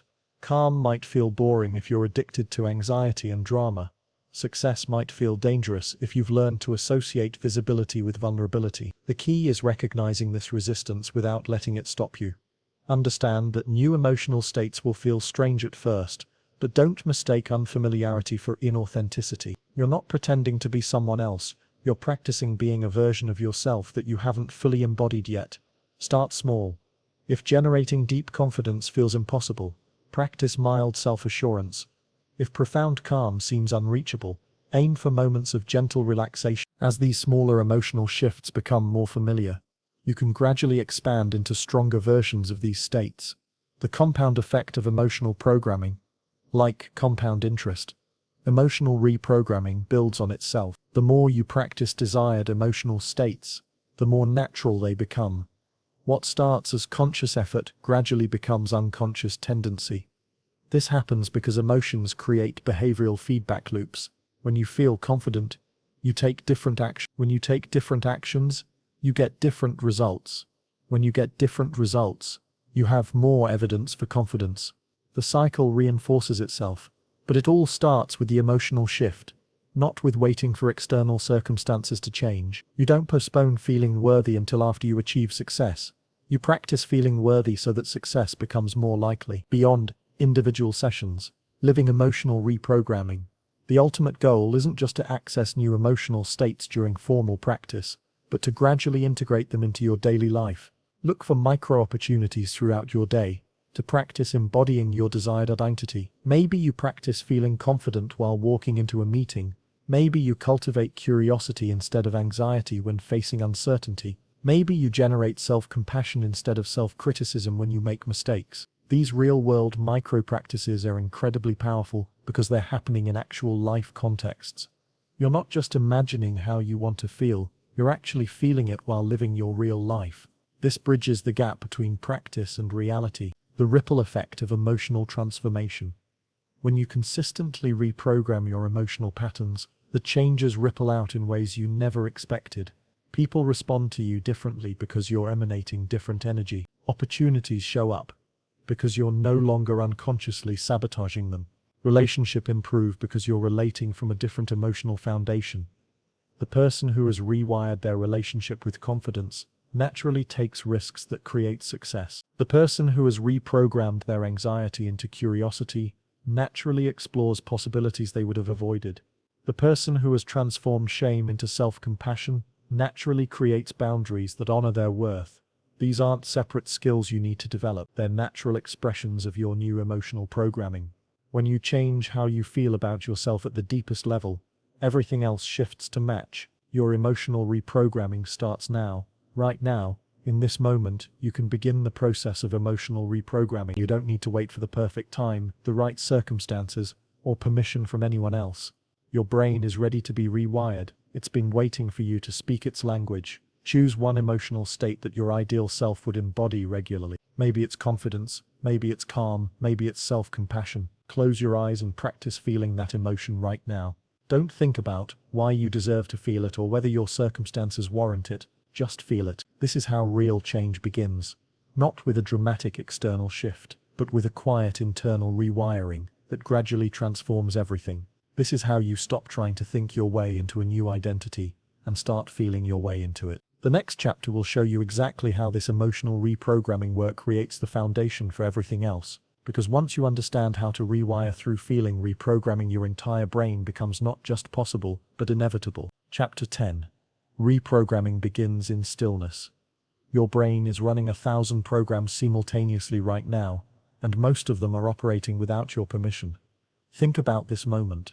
As you're listening to these words, your brain is processing the sound, translating it into meaning, comparing it to your existing beliefs, planning your response, monitoring your environment for potential threats, regulating your breathing, balancing your body chemistry, and running countless background applications you're not even aware of. It's like having a computer with hundreds of programs running at once, most of them installed years ago without your conscious choice. Some of these programs serve you well, others are outdated, corrupted, or actively working against your goals, but they're all running simultaneously, consuming your mental bandwidth and influencing every decision you make. Here's what most people don't understand. You cannot reprogram a system that never stops running. You cannot upgrade software while it's actively executing. You need to create space between the programs and the programmer, between the automatic patterns and the conscious mind that wants to change them. This is why real transformation begins not with more activity, but with deliberate stillness. The myth of constant motion. We live in a culture that worships busyness. We believe that transformation happens through more action, more effort, more do. If you're struggling with limiting patterns, the conventional wisdom says to stay busy, distract yourself, power through with willpower and positive thinking. But this approach is like trying to repair a car while the engine is running at full speed. It's not just ineffective, it's dangerous. You can't see clearly what needs to be fixed when everything is moving so fast. You can't access the deeper levels of programming when your system is consumed with managing immediate demands. Your automatic patterns thrive in chaos and constant motion. When you're busy, stressed, and reactive, you default to whatever programming is strongest, which is usually whatever has been running the longest. This is why people often make their worst decisions when they're overwhelmed, and why you can know exactly what you should do, but still find yourself repeating the same old patterns when life gets intense.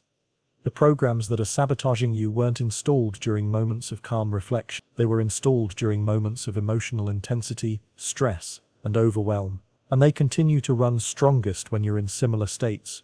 What stillness actually is. Before we go further, let's clarify what I mean by stillness, because it's not what most people think. Stillness isn't about sitting in lotus position for hours or emptying your mind of all thoughts. It's not about achieving some perfect state of Zen or becoming spiritually enlightened.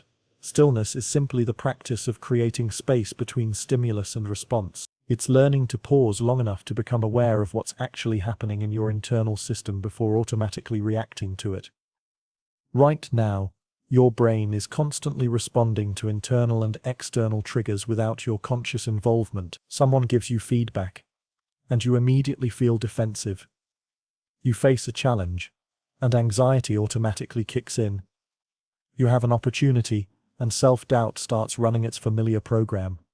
These responses happen so quickly that you usually don't even notice them. One moment you're fine, and the next moment you're caught in an emotional reaction or behavioral pattern that you didn't consciously choose. The trigger and the response feel like one seamless experience. Stillness is learning to create a microsecond of awareness between the trigger and the automatic response. In that tiny space, you gain access to choice. Instead of being run by your programming, you can observe it, evaluate it, and decide whether you want to continue running that particular program or not. The reprogramming window. Think of stillness as creating what I call a reprogramming window, a moment of conscious awareness where you can actually see your mental software in action. This is when real change becomes possible. When you're caught in automatic patterns, you can't reprogram them because you can't see them clearly. It's like trying to edit a movie while it's playing at normal speed. But when you create stillness, it's like hitting the pause button. Suddenly, you can examine individual frames, see what's actually happening, and make conscious edits. In this space of awareness, you can observe thoughts without being controlled by them.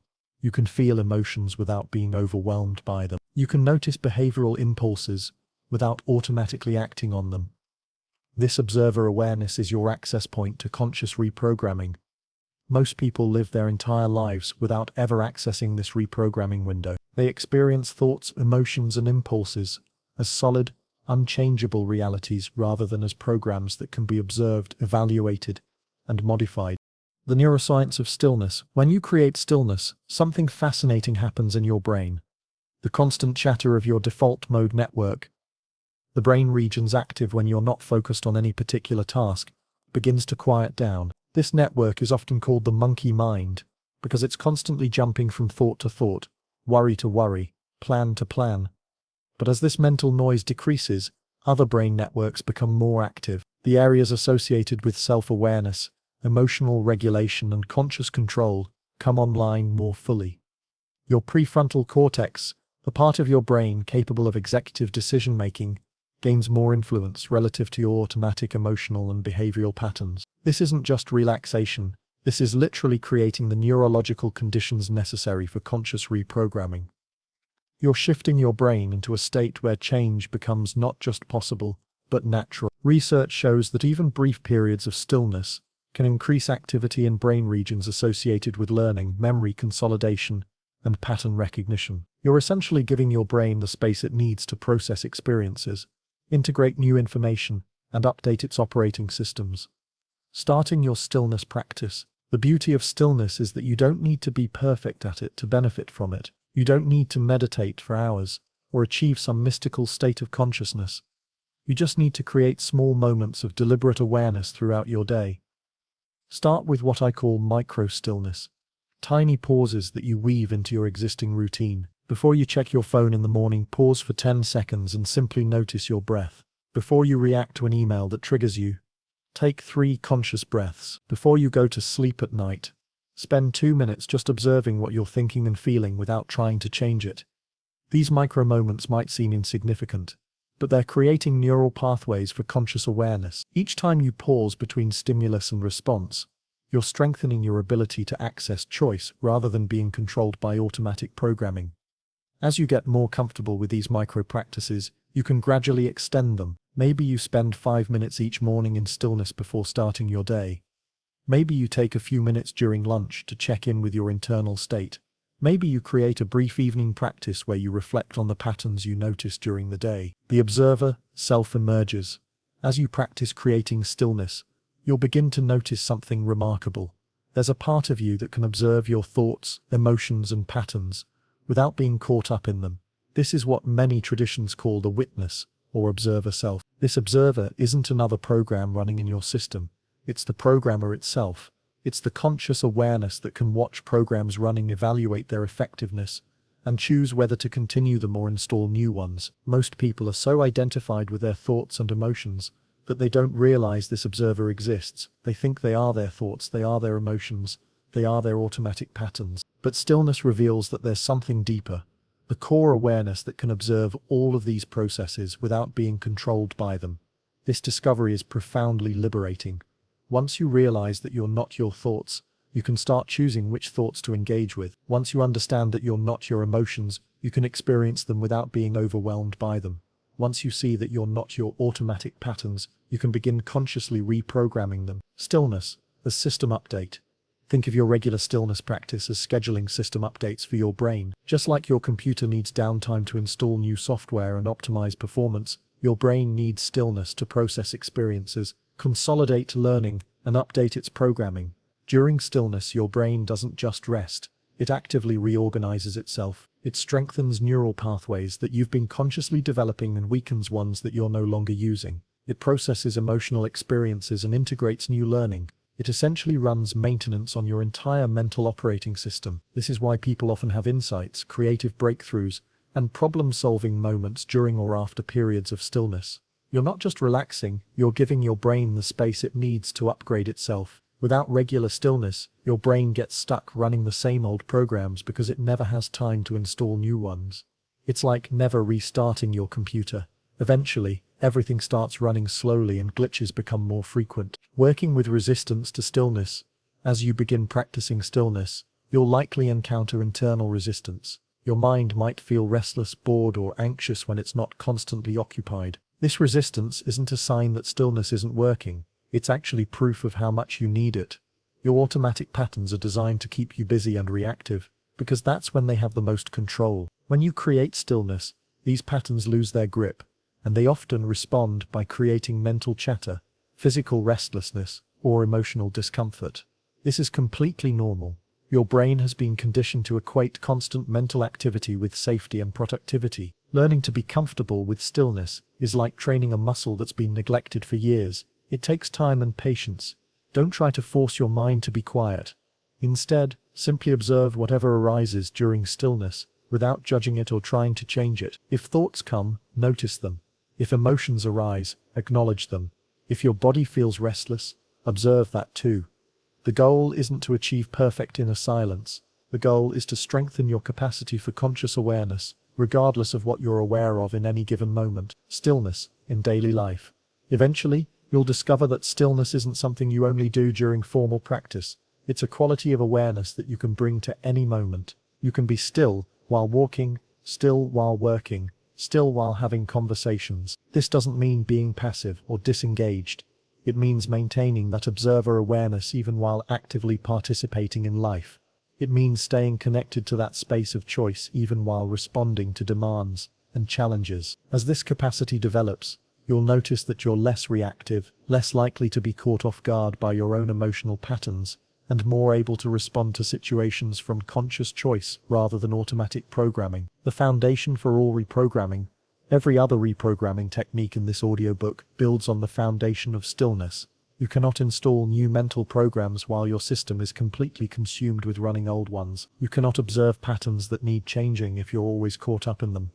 Stillness creates the space where conscious reprogramming becomes possible. It's where you can see your current programming clearly, decide what needs to change, and begin installing new patterns with awareness and intention. Without this foundation, all other change efforts become just more mental activity, more programs running on top of existing programs without actually transforming the underlying operating system. Your reprogramming laboratory. Starting today, begin treating stillness as your personal reprogramming laboratory.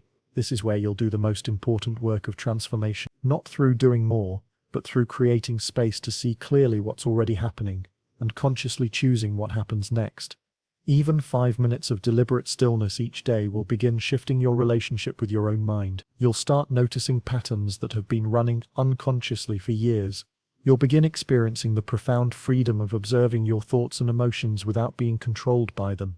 This is where your journey from automatic reaction to conscious response truly begins. This is where you stop being a victim of your programming and start becoming the programmer of your own experience. The next chapter will show you exactly how to use this foundation of awareness to take back control from your automatic reactions and begin responding to life from conscious choice instead of unconscious patterns. Chapter 11. From reaction to response. Taking back control. The split second between trigger and action is where your entire life is determined. Most people live their entire lives as prisoners to their immediate reactions, never realizing they're giving away their power in the most fundamental way possible. Picture this. Someone cuts you off in traffic, and instantly your blood pressure spikes.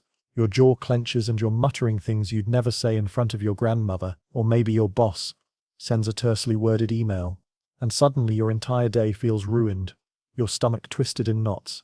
Sound familiar? You're not alone. We've all been there, caught in the endless cycle of stimulus and automatic response, feeling like life is happening to us rather than through us. Here's what most self-help approaches get wrong. They tell you to stay positive, or don't let it get to you, but that's like telling someone not to think of a pink elephant.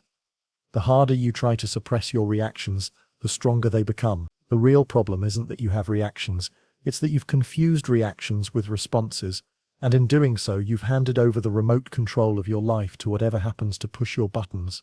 The difference between reaction and response isn't just semantic, it's the difference between being a victim of circumstance and being the author of your own experience.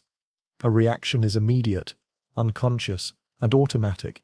A response is conscious, chosen, and aligned with who you want to be. The space between these two is where transformation lives. Let's debunk the myth that some people are just naturally calm, while others are hot-headed. This isn't about personality, it's about programming. The person who seems unflappable has simply learned to insert a pause between stimulus and action, creating space for choice where others experience only compulsion. The science is clear. Between any trigger and your response, there's a neurological gap, typically lasting between 0.25 to 2 seconds. In that brief window, your prefrontal cortex, the CEO of your brain, can either step in and make a conscious choice, or it can let the reactive limbic system take over and run the show. Most people have trained themselves to bypass this crucial moment entirely. Think of your reactions like a fire alarm in your brain. The alarm isn't the problem, it's actually trying to protect you. But when the alarm goes off every time you burn toast, it's no longer serving its purpose. Your emotional reactions are the same way, they're information, not instruction, signaling that something needs your attention. But they don't get to dictate your actions. Here's the reframe. You are not your reactions. You are the space in which reactions arise. You are the observer who can witness anger without becoming it, who can feel fear without being controlled by it.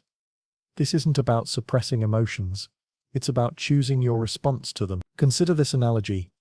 Imagine you're driving a car, and every time another driver does something you don't like, your car automatically swerves. You'd never accept a vehicle that responded to every external stimulus without your input. Yet that's exactly how most people operate emotionally. The goal isn't to remove the steering wheel, it's to put your hands back on it. The first strategy for reclaiming control is the pause protocol. When you feel that familiar surge of reactivity, instead of fighting it or feeding it, simply pause and breathe. Not because breathing is magical, but because it gives your prefrontal cortex time to come online.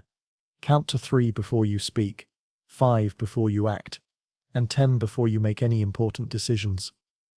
The second technique is response rehearsal. Before challenging situations, mentally rehearse how you want to respond.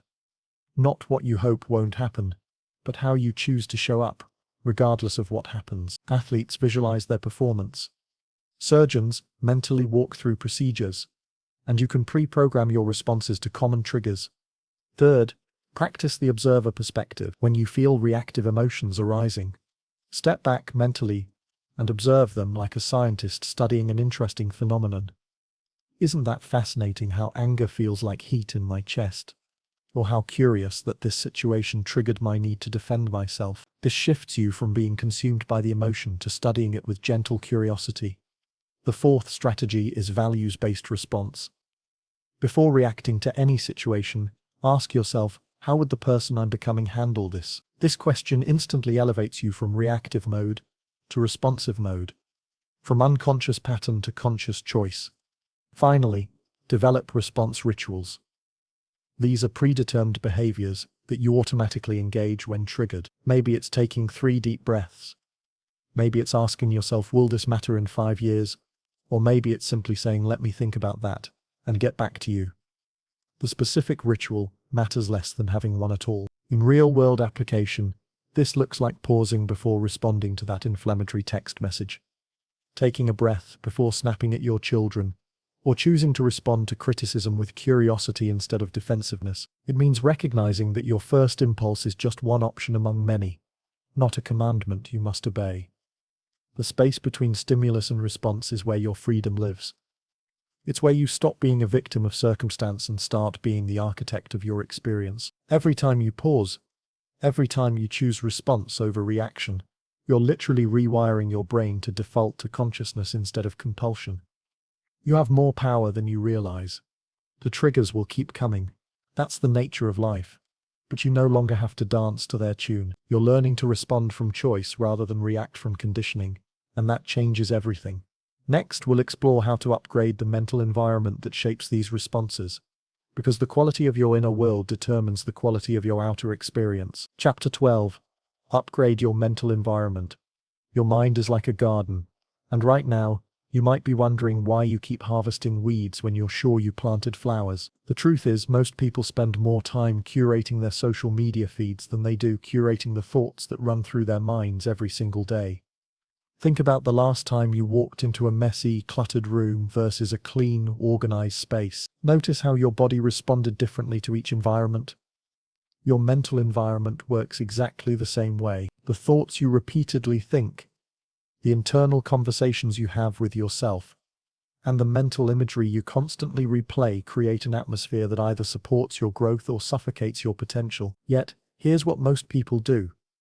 They focus all their energy on changing their external circumstances, while completely ignoring the internal landscape where they actually spend their lives. They'll reorganize their closet, redecorate their office, and meticulously maintain their car, all while allowing their mental space to remain a chaotic dumping ground for every random worry, criticism, and negative prediction that floats by. The conventional wisdom tells us to think positive thoughts or just focus on the good stuff. But that's like trying to grow orchids in toxic soil. You can plant the most beautiful seeds, but if the environment isn't conducive to growth, nothing will flourish. The real issue isn't just what you're thinking.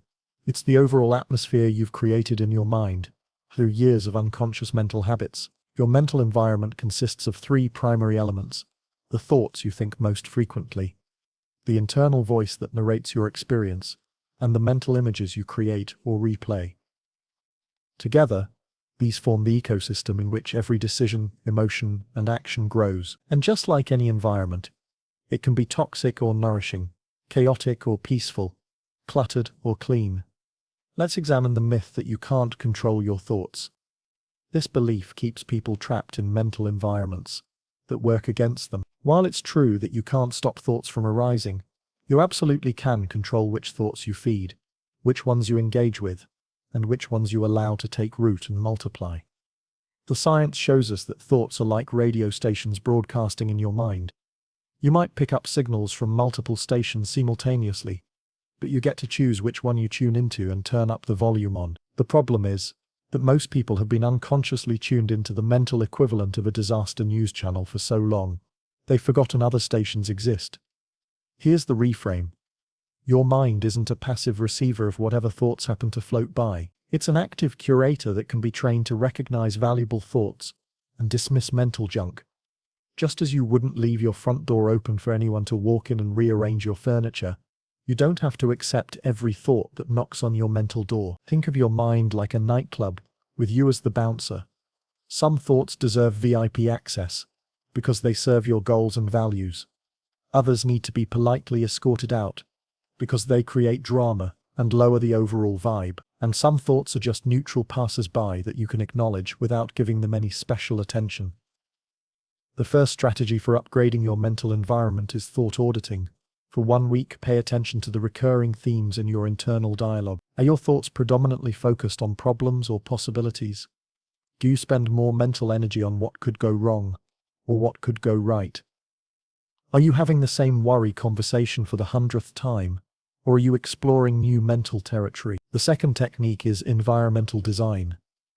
Just as you wouldn't keep junk food in your kitchen if you're trying to eat healthily, stop feeding your mind junk information. This means being selective about the news you consume, the social media accounts you follow, the conversations you engage in, and yes, even the people you spend time with. Your mental environment is shaped by everything you allow into your awareness. Third, practice mental hygiene. Develop daily routines for cleaning up your mental space. This might include a morning practice of setting positive intentions, an evening practice of reviewing the day with gratitude, or regular mental decluttering sessions where you consciously release thoughts that no longer serve you. The fourth strategy is atmosphere creation. Instead of waiting for positive thoughts to randomly appear, actively create the mental atmosphere you want to live in.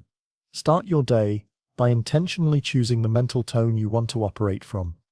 Curious instead of critical, grateful instead of entitled, possibility-focused instead of problem-obsessed. Finally, implement the garden principle.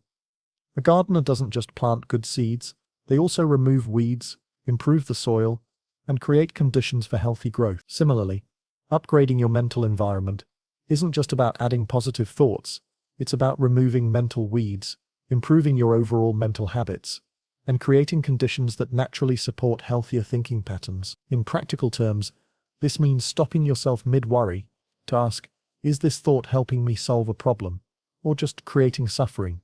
It means choosing to replay positive memories instead of constantly rehashing past mistakes. It means having internal conversations that build your confidence instead of tearing it down.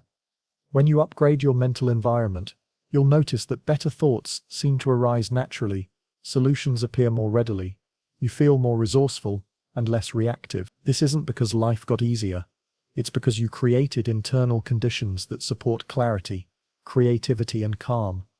Remember, you're not trying to control every single thought that passes through your mind. You're creating an overall atmosphere that naturally attracts thoughts that serve your highest good, and naturally repels thoughts that don't.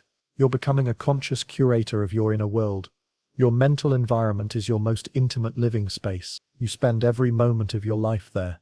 Doesn't it make sense to make it as supportive, nourishing, and beautiful as possible? Up next, we'll tackle one of the most toxic elements that pollutes many mental environments, the scarcity script that keeps people trapped in limitation and fear. Chapter 13, Destroying the Scarcity Script. There's a voice in your head that whispers, there's never enough time, never enough money, never enough opportunities, never enough love to go around. This isn't your voice, it's the scarcity script, and it's been running your life from the shadows for far longer than you realize. You've felt it when you scroll through social media and suddenly feel like everyone else is living a better life than you. You've experienced it when you hesitate to share your ideas, because someone might steal them. You've lived it when you stayed in situations that were slowly killing your soul, because you were convinced nothing better was available. The scarcity script doesn't just affect how you think about resources, it affects how you think about everything, including your own worth and potential. The most insidious part about scarcity thinking is that it masquerades as wisdom. It tells you it's being realistic when it's actually being restrictive. It convinces you that playing small is playing it safe, when actually playing small is the riskiest game of all, because it guarantees you'll never discover what you're truly capable of. Most people try to overcome scarcity by forcing themselves to think abundant thoughts, but that's like trying to paint over rust without treating the underlying corrosion. The scarcity script isn't just a thinking problem. It's a perception problem. It's a fundamental misunderstanding about how the world actually works. And until you expose and dismantle this faulty programming, it will continue to sabotage your efforts to create the life you want. Here's what the self-help industry gets wrong about abundance. They treat it like a mindset you can simply decide to adopt. But scarcity isn't just negative thinking. It's a deeply embedded survival program that evolved to keep your ancestors alive in genuinely scarce environments. Your brain is still running software designed for a world where resources were truly limited, threats were immediate, and playing it safe meant staying alive. The problem is, you're no longer living in that world, but your subconscious mind hasn't gotten the memo. It's still scanning for threats, still hoarding resources, still operating from the assumption that life is a zero-sum game where someone else's success means less success for you. Let's debunk the biggest scarcity myth, the belief that there's a fixed amount of good things available in the world. This zero-sum thinking assumes that if someone else gets the promotion, there are fewer promotions available for you. If someone else finds love, there's less love in the universe for you to find. If someone else makes money, there's less money for everyone else. But here's what scarcity thinking can't see. We live in a universe that's constantly expanding, constantly creating, constantly generating new possibilities. Every problem solved creates new opportunities. Every innovation opens new markets. Every person who heals themselves creates space for others to heal. The economy isn't a pie with fixed slices. It's a garden where new growth creates more growth. The reframe is radical. Abundance isn't something you have to create or attract. It's the default state of reality that scarcity thinking blocks you from seeing. You don't need to generate more opportunities. You need to remove the mental filters that prevent you from recognizing the opportunities that already exist. Think of scarcity like wearing sunglasses indoors. The room isn't darker, but your perception of it is dim. Remove the glasses, and suddenly you can see clearly. Remove the scarcity script, and suddenly you can see possibilities that were always there but invisible to your programmed perception. The first strategy for destroying the scarcity script is evidence collection. Start noticing examples of abundance in your daily life. The air you breathe is abundant. The information available to you is abundant. The opportunities to learn, grow, and contribute are abundant. Your brain has been trained to notice scarcity. You must consciously train it to notice abundance. The second technique is expansion exercises. When you catch yourself thinking there's not enough, immediately ask, what if there's more than enough? When you think I can't afford it, ask, how could I afford it? This isn't about denying real constraints. It's about training your mind to look for possibilities instead of defaulting to limitations. Third, practice collaborative thinking. Instead of viewing others as competition for scarce resources, start seeing them as potential collaborators in creating more resources. When you hear about someone's success, instead of feeling threatened, get curious about how their success might create opportunities for you, or teach you something valuable. The fourth strategy is value creation focus. Scarcity thinking focuses on taking from a fixed pie. Abundance thinking focuses on making the pie bigger. Ask yourself, how can I create value? How can I solve problems? How can I contribute to something larger than myself? When you're focused on creating value, you naturally align with abundance. Finally, implement future-back thinking. Instead of projecting current limitations into the future, imagine your ideal future and work backward to identify the resources, skills, and opportunities that could make it possible.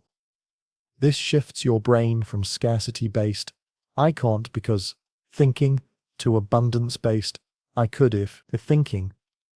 In real-world application, this means celebrating others' successes instead of feeling diminished by them. It means sharing your knowledge freely instead of hoarding it. It means investing in your growth instead of just protecting what you have. It means taking calculated risks instead of avoiding all uncertainty. The scarcity script tells you to hold on tight, but life rewards those who learn to let go. It tells you to play defense, but breakthroughs come from playing offense. It tells you there's not enough, but everywhere you look, New things are being created, new solutions are being discovered, new possibilities are emerging. When you destroy the scarcity script, you don't just change your thinking, you change your seeing. You start noticing opportunities you previously overlooked. You start recognizing resources you didn't know you had. You start connecting with people who want to help instead of compete. The universe isn't running out of anything you truly need. There are enough ideas for everyone to be creative. There are enough opportunities for everyone to succeed. There is enough love for everyone to be cherished. The scarcity script convinced you otherwise, but now you know better. This shift from scarcity to abundance thinking is just the beginning. Next, we'll explore how to embody these new ways of being, because thinking differently is only the first step. Becoming different is where real transformation happens. Chapter 14: Embody the new identity, not just the idea. Ideas are cheap. Transformation happens when you stop thinking about who you want to become and start being that person today, in this moment, with whatever resources you currently have. Most people spend years accumulating insights about change while never actually changing, because they've confused intellectual understanding with embodied transformation. You know this feeling. You read something profound, get excited about implementing it, maybe even tell someone else about your new revelation. For a few days, you're motivated and inspired. Then gradually, you slip back into the same old patterns, the same old responses, the same old version of yourself.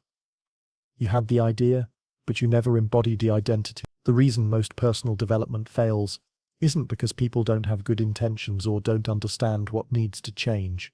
It's because they try to change from the outside in instead of the inside out. They focus on changing their circumstances, their habits, or their behaviors while leaving their core identity untouched. But lasting change doesn't come from doing different things. It comes from being a different person who naturally does different things. Here's the conventional approach. Decide what you want, figure out what successful people do, and try to copy their actions. But this backwards approach explains why someone can know exactly what they should do and still not do it. You can't sustain behaviors that are inconsistent with your identity. If you see yourself as someone who struggles with money, you'll sabotage financial success. If you identify as someone who's bad at relationships, you'll unconsciously create relationship drama. Your identity isn't just how you see yourself. It's the deep programming that determines what feels natural versus what feels foreign. It's the internal operating system that decides what's like you and what's not like you. And here's the key insight most people miss. Your identity isn't fixed. It's something you've been unconsciously creating through your thoughts, actions, and stories, which means it's something you can consciously recreate. The myth that needs to be shattered is the belief that you have to wait until you achieve something to claim a new identity. I'll feel like a successful person when I make more money. I'll see myself as attractive when I lose weight. I'll consider myself confident when I stop feeling afraid. This backwards thinking keeps you trapped in your current identity while waiting for external validation to give you permission to change. The science of neuroplasticity shows us that your brain physically changes based on your repeated thoughts and actions. When you consistently think and act like the person you want to become, your neural pathways literally rewire to support that new identity. Your brain doesn't distinguish between fake it till you make it and authentic behavior. It simply strengthens whatever patterns you repeat most frequently. Here's the reframe. You don't become someone new by waiting for the right conditions. You create the right conditions by becoming someone new. Identity transformation isn't the result of change. It's the catalyst for change. When you embody a new way of being, your actions naturally align with that identity, and your results inevitably follow. Think of identity like wearing a costume. When an actor puts on a costume, they don't just look different. They start moving differently, speaking differently, carrying themselves differently. The costume creates the character. Similarly, when you consciously adopt a new identity, you start thinking differently, making different choices, and showing up differently in the world.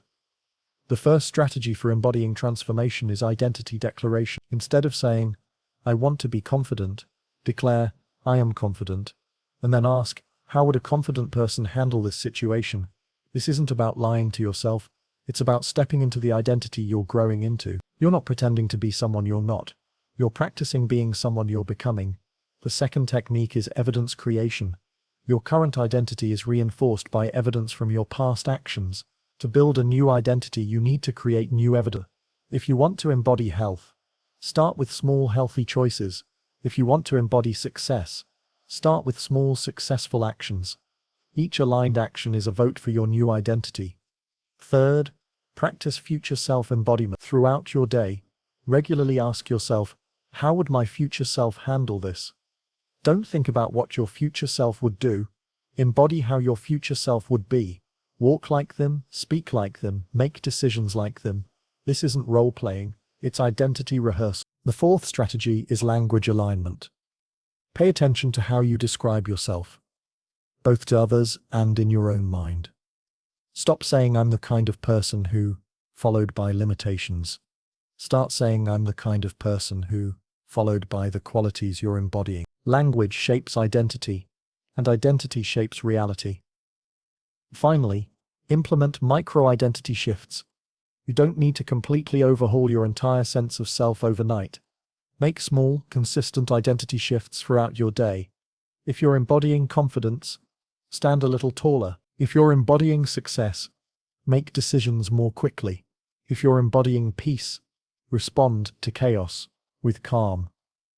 In practical application, this means showing up to every interaction as the person you're becoming, not the person you've been. It means making choices based on your new identity, even when the old identity feels more comfortable. It means celebrating small wins as evidence of your transformation, not waiting for massive changes to validate your progress. When you embody transformation instead of just thinking about it, something magical happens. The gap between who you are and who you want to be starts closing, not because you're pretending or forcing change, but because you're aligning your daily reality with your highest potential. Your future self isn't waiting somewhere down the road for you to eventually become them. They're available right now, in this moment, waiting for you to step into their way of being. The person you want to become has always been inside you. They've just been waiting for permission to emerge. Stop waiting for transformation to happen to you. Start embodying the transformation that's ready to happen through you. Be the change. Don't just think about it. With your new identity starting to take shape, you'll inevitably encounter the internal guardians that have been protecting your old way of being. Fear and doubt. Next, we'll learn how to override these ancient programs and step fully into who you're becoming. Chapter 15. How to override fear and doubt. Fear and doubt aren't your enemies. They're your outdated security system, with a hair trigger sensitivity, constantly sounding false alarms about dangers that don't exist. These internal guardians worked perfectly when your ancestors needed to worry about predators and genuine survival threats, but now they're like a smoke detector that goes off every time you make toast. You felt their grip, the tightness in your chest when you consider taking a risk, the mental chatter that lists everything that could go wrong, the way your body literally contracts when you think about stepping outside your comfort zone. Fear whispers, "What if you fail?" While doubt mutters, "Who do you think you are?" Together they form a tag team that's kept you playing smaller than necessary, safer than required, and more limited than reality demands. Most people try to overcome fear and doubt by fighting them, reasoning with them, or waiting for them to disappear before taking action. But fear and doubt aren't logical problems requiring logical solutions. They're primitive survival programs that operate below the level of rational thought, which means you can't think your way out of them any more than you can think your way out of hunger or fatigue. The self-help industry has perpetuated the dangerous myth that confident, successful people don't experience fear or doubt. This sets up the false expectation that transformation requires the absence of these feelings, causing people to wait indefinitely for a fearlessness that never comes. The truth is, everyone feels fear and doubt. The difference is in how they respond to these feelings. Here's what most approaches get wrong. They treat fear and doubt as problems to be solved, rather than information to be processed. Fear isn't telling you to stop. It's telling you to pay attention. Doubt isn't declaring you're inadequate. It's highlighting what matters to you. These feelings intensify precisely when you're about to do something meaningful, something that could actually change your life. The real issue isn't that you have fear and doubt. It's that you've given them veto power over your decisions. You've let these ancient alarm systems become dictators that determine what you can and cannot do, where you can and cannot go, who you can and cannot become. But what if these feelings were just information, not instructions? Let's debunk the biggest fear myth, that feeling afraid means you're in actual danger. Your nervous system can't distinguish between physical threats and psychological challenges, between real dangers and imagined scenarios. It responds to public speaking the same way it responds to being chased by a lion, even though one might bruise your ego while the other could end your life. The science shows us that fear and doubt create the exact same physiological response as excitement and anticipation. The only difference is the story you tell yourself about what these sensations mean. The racing heart, the butterflies, the heightened awareness, these are actually signs that your system is preparing for peak performance. Here's the reframe. Fear and doubt aren't stop signs. They're fuel gauges showing you how much energy is available for transformation. The bigger the fear, the bigger the potential breakthrough on the other side. The stronger the doubt, the more meaningful the challenge you're considering. Think of fear and doubt like overprotective parents.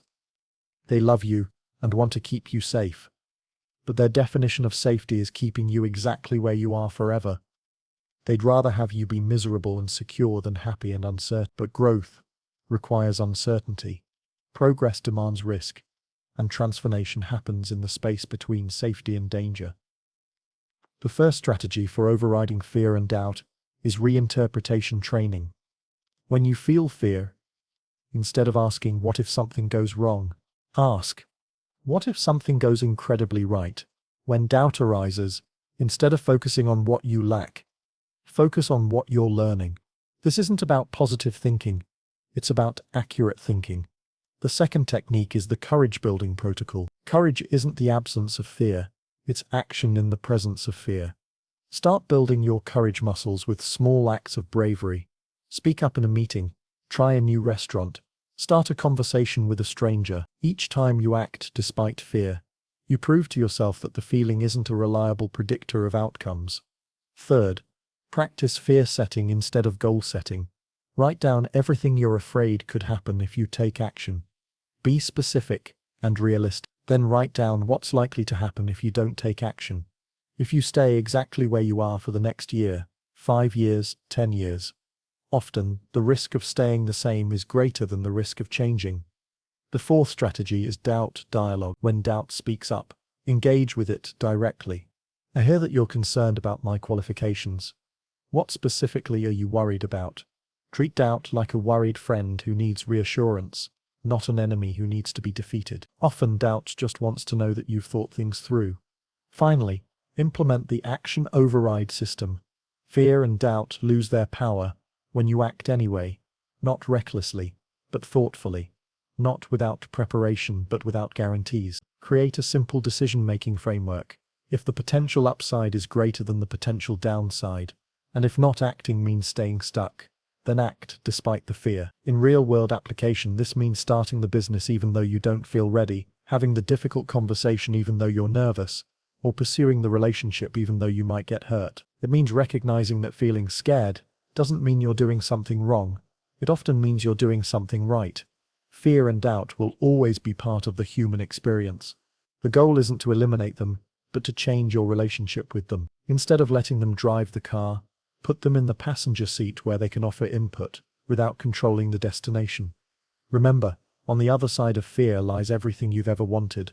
On the other side of doubt lies everything you're capable of becoming. These feelings aren't barriers to transformation.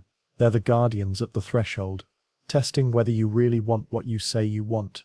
You're stronger than your fears and more capable than your doubts. The evidence is in every challenge you've already overcome, every obstacle you've already navigated, every moment you've chosen growth over comfort.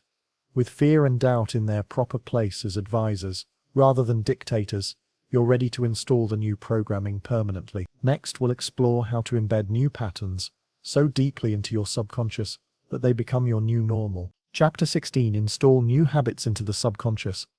Your subconscious mind is running the show about 95% of the time, executing programs you installed years or even decades ago without your conscious awareness. Most of these programs are outdated, ineffective, or downright counterproductive, yet they continue running in the background, driving your automatic behaviors and determining your default responses to life's challenges.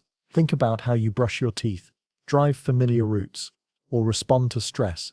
You don't consciously decide each step, you simply execute a program that's been installed through repetition. This autopilot function is incredibly efficient for routine tasks, but it becomes a problem when the automated programs don't serve your current goals and values. You've experienced this frustration when you intellectually know what you should do, but find yourself doing something else entirely. You know you should exercise, but you automatically reach for your phone instead. You know you should save money, but you unconsciously make impulse purchases.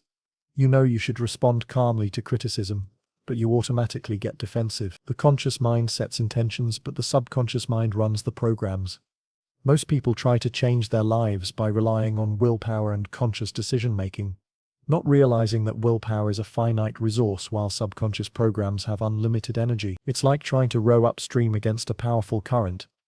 You might make temporary progress through intense effort, but the moment you relax, the current sweeps you back to where you started. The conventional approach to habit formation focuses on motivation, discipline, and accountability, but these external forces can't compete with internal programming. You can't override subconscious programs with conscious effort any more than you can override your heartbeat or digestive process through sheer willpower.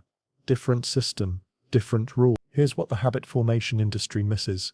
Your subconscious mind doesn't understand logic, goals, or long-term benefits.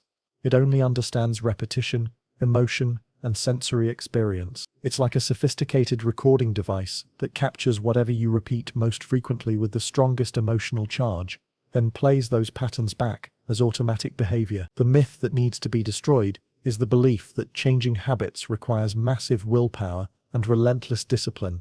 This misconception keeps people trapped in cycles of starting strong, losing momentum, and giving up in frustration. The truth is, subconscious installation requires strategic precision, not brute force effort. Let's examine why most habit change attempts fail. People try to install complex new behaviors all at once, rely solely on conscious context, ignore the emotional component of habit formation, and underestimate the time required for true subconscious integration. It's like trying to install new software by shouting instructions at your computer. The reframe is revolutionary. Instead of fighting against your subconscious programming, learn to work with it. Instead of trying to overpower automatic behaviors with conscious control, reprogram the automatic behaviors themselves. Instead of relying on willpower to consistently make better choices, make better choices automatic. Think of your subconscious like a personal assistant who's been doing things a certain way for years. You can't just bark new orders and expect immediate compliance. You need to retrain this assistant through consistent demonstration, clear instructions, and positive reinforcement until the new way becomes their natural way. The first strategy for subconscious installation is micro-habit stacking. Instead of trying to install complex new behaviors, break them down into the smallest possible components and attach them to existing habits. Want to meditate? Start with 3 breaths after you sit down at your desk. Want to exercise? Start with 1 push-up after you get out of bed. The subconscious loves simplicity and responds well to baby steps. The second technique is emotional anchoring. Your subconscious pays attention to emotionally charged experiences. When you practice new behaviors, intentionally generate positive emotions around them, celebrate small wins, appreciate your progress, and connect the new habit to feelings of pride, accomplishment, or joy. Emotion is the adhesive that makes new patterns stick.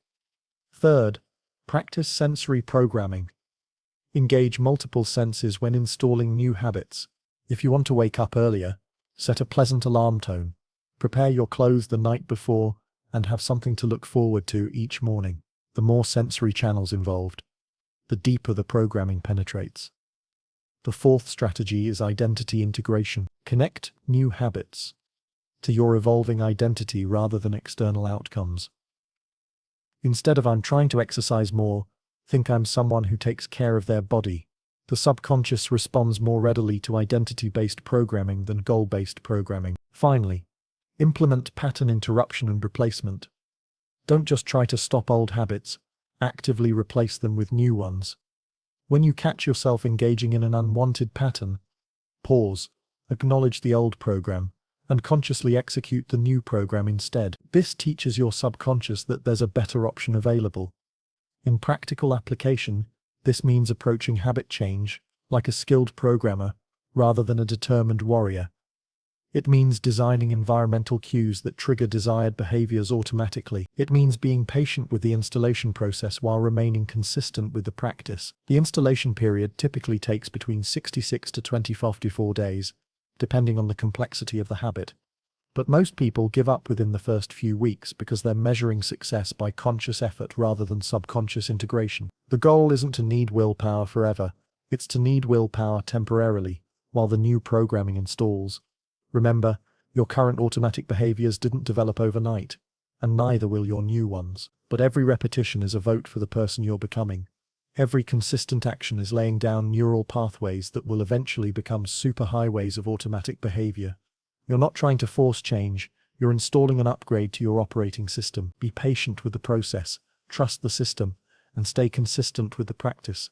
Your subconscious is always listening, always learning, always ready to serve you better programs. Next, we'll explore the 2 key ingredients that accelerate this installation process and make new patterns stick faster and deeper than you ever imagined possible.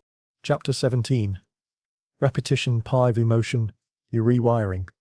There's a formula for permanent change that most people accidentally use in reverse, wondering why they keep reinforcing patterns they desperately want to escape. Every time you repeat a behavior while feeling frustrated about it, every time you engage in old habits while emotionally beating yourself up, you're using the most powerful transformation formula to strengthen exactly what you want to change.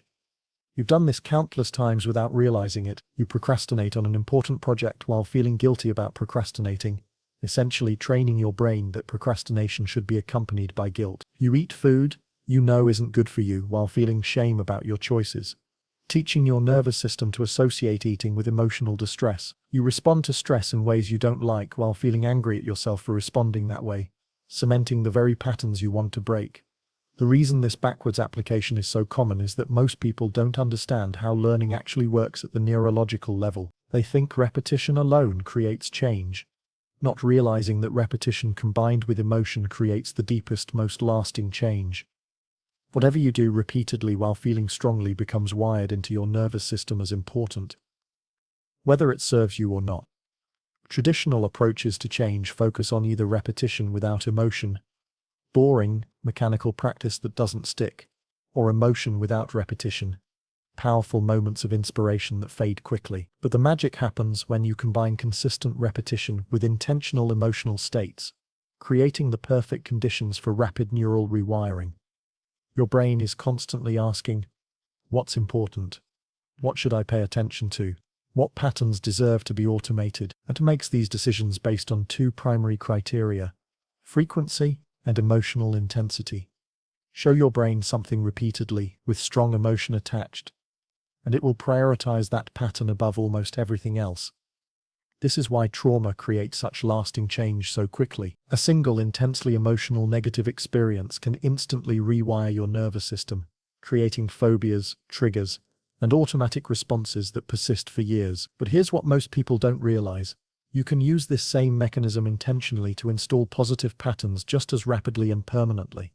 Let's debunk the myth that changing ingrained patterns requires years of therapy or massive amounts of time. While some changes do require patience and persistence, the combination of repetition and emotion can create remarkably fast transformations when applied correctly. The brain doesn't care whether the emotion is positive or negative, helpful or harmful. It simply strengthens whatever patterns are emotionally charged. The science of neuroplasticity shows us that neurons that fire together wire together. But what determines which neurons fire together? Repetition creates the firing pattern, but emotion determines the strength of the wiring. This is why you can remember exactly where you were during emotionally significant events, but can't recall what you had for lunch 3 days ago. Here's the reframe. Instead of trying to think your way into new patterns, or force your way through repetition alone, learn to feel your way into transformation. Instead of practicing new behaviors with neutral emotion, practice them with intentionally positive emotional states. Instead of changing despite your feelings, change because of your feelings. Think of emotion as the volume knob on your learning. Low emotion equals low volume. The lesson barely registers. High emotion equals high volume. The lesson gets burned into your memory and wiring. Most people practice new habits at low volume, wondering why the changes don't stick. Turn up the emotional volume, and watch how quickly new patterns take hold. The first strategy for accelerating rewiring is celebration amplification. Every time you execute a new behavior, no matter how small, celebrate it with genuine emotion. Don't just acknowledge it mentally.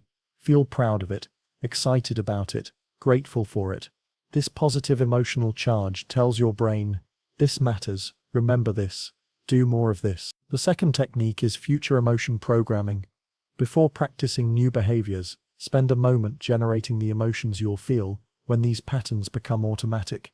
Feel the pride of being disciplined, the joy of being healthy, the confidence of being successful. Then practice the behavior while already experiencing the emotional reward.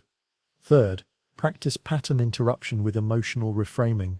When you catch yourself in old patterns, don't just stop the behavior, change the emotional state associated with it. Instead of feeling frustrated with yourself, feel curious about what triggered the old pattern. Instead of feeling guilty, feel grateful that you noticed and can choose differently. The fourth strategy is emotional state anchoring. Choose specific emotional states that support your new patterns, then practice accessing these states on command. Maybe it's calm confidence for difficult conversations, or energetic enthusiasm for exercise, or peaceful focus for important work. Learn to generate these states internally, then practice new behaviors while in these states. Finally, implement story emotion integration. Create compelling narratives about your transformation and practice telling these stories with genuine emotion. I'm becoming someone who takes care of their health. Should be felt as much as it's thought. The stories you tell yourself with emotion become the reality you live. In practical application, this means approaching change like a method actor who needs to genuinely feel the role, not just play it. It means practicing new habits with enthusiasm rather than obligation.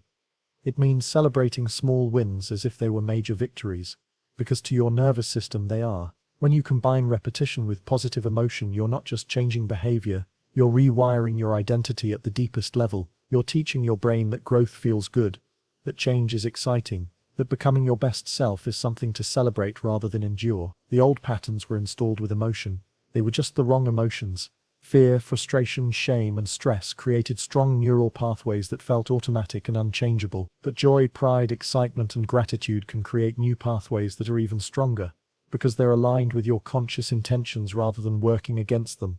Stop practicing change with neutral or negative emotions. Start practicing change with the emotions you want to experience more of. Your nervous system will thank you by making the new patterns feel natural, automatic, and increasingly effortless. With the rewiring formula in place, you need strategic triggers to activate these new patterns consistently. Next, we'll explore how to use environmental and internal cues to ensure your new programming runs when you need it most. Chapter 18. Use triggers to reinforce the new path. Your environment is constantly programming you through subtle triggers that activate automatic behaviors, most of which you never consciously notice. The smell of coffee might trigger your morning routine. The sound of your phone might trigger the urge to check social media, or the sight of your bed might trigger feelings of either rest or anxiety, depending on what patterns you've unconsciously installed. Right now, your life is full of triggers that activate old patterns you want to change. You walk into your kitchen and automatically open the refrigerator. You sit in a certain chair and immediately reach for the TV remote. You encounter a specific type of person and automatically become defensive. These triggers are running programs you installed without intention, and they'll keep running until you consciously reprogram them. Most people try to change their lives while leaving all their triggers unchanged, then wonder why willpower feels so exhausting and change feels so difficult. They want to eat healthier while keeping junk food visible, want to be more productive while keeping their phone within arm's reach, want to respond differently to stress while maintaining all the same environmental cues that trigger their stress responses. The conventional approach treats triggers as obstacles to overcome, rather than tools to leverage. But here's what successful people understand. You can't eliminate all triggers, but you can strategically design triggers that automatically activate the behaviors you want to strengthen. Instead of fighting against your brain's tendency to respond to environmental cues, use that tendency to support your transformation.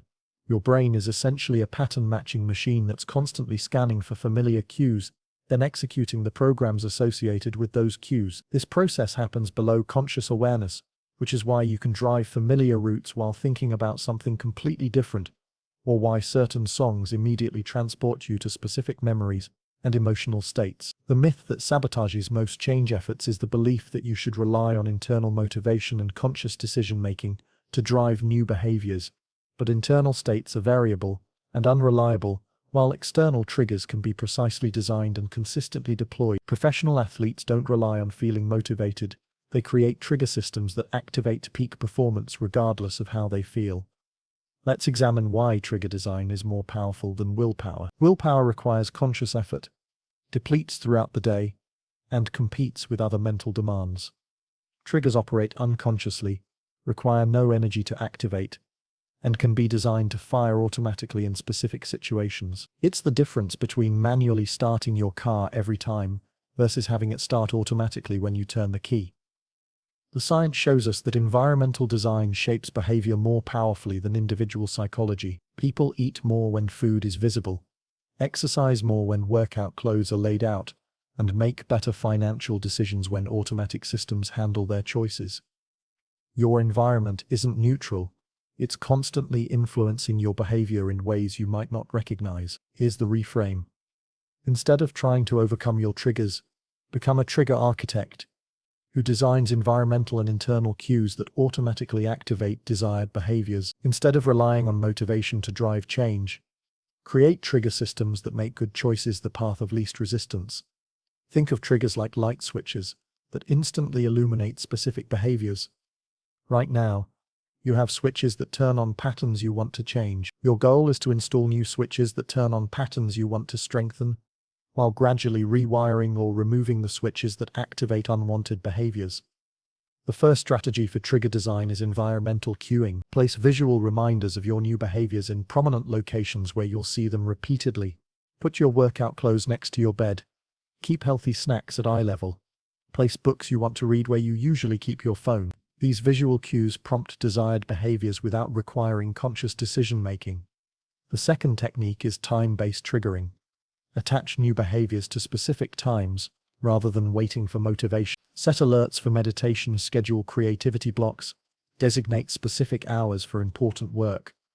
Time becomes the trigger that activates the behavior, removing the mental friction of deciding when to act. Third, practice contextual programming. Designate specific locations or situations as triggers for specific behaviors.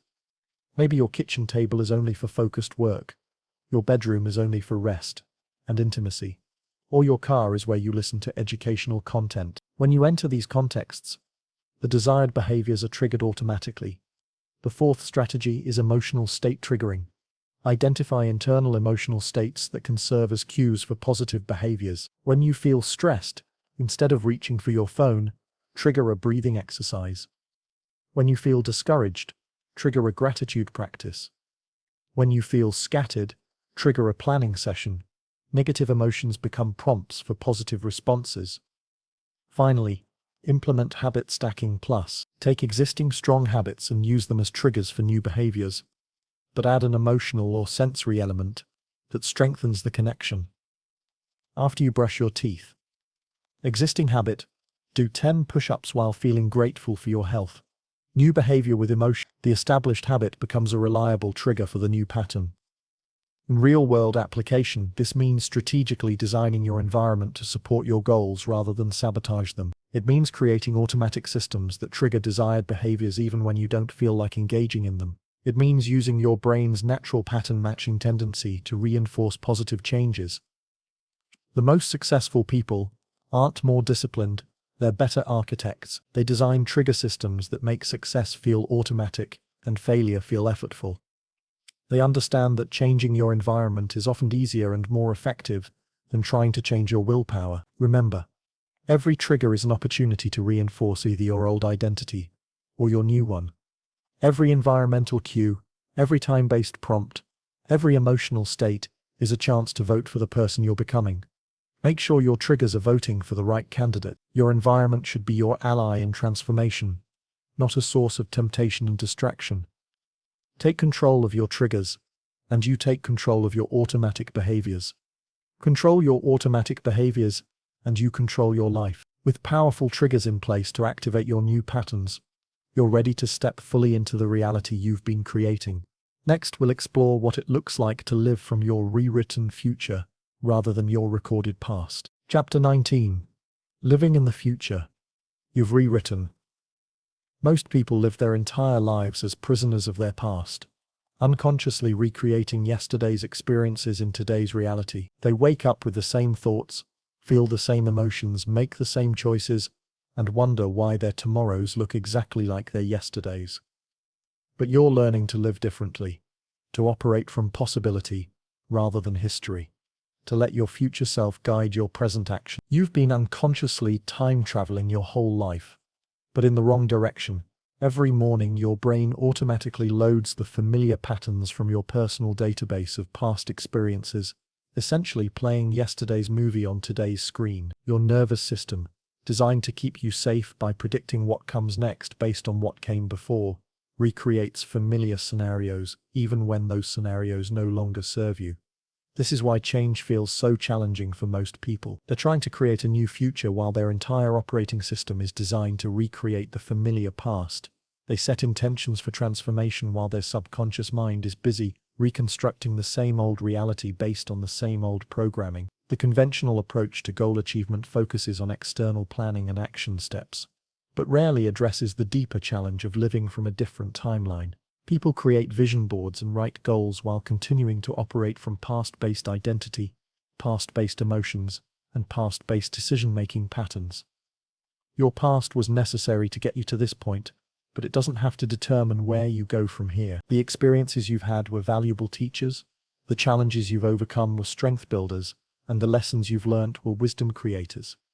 But past experience, no matter how significant, is just information, not instruction for your future. The myth that keeps people trapped is the belief that your history predicts your destiny. I've always been this way. This is just how I am. I've never been good at that. These statements aren't facts about your unchangeable nature. They're simply descriptions of patterns you've repeated so frequently that they feel permanent.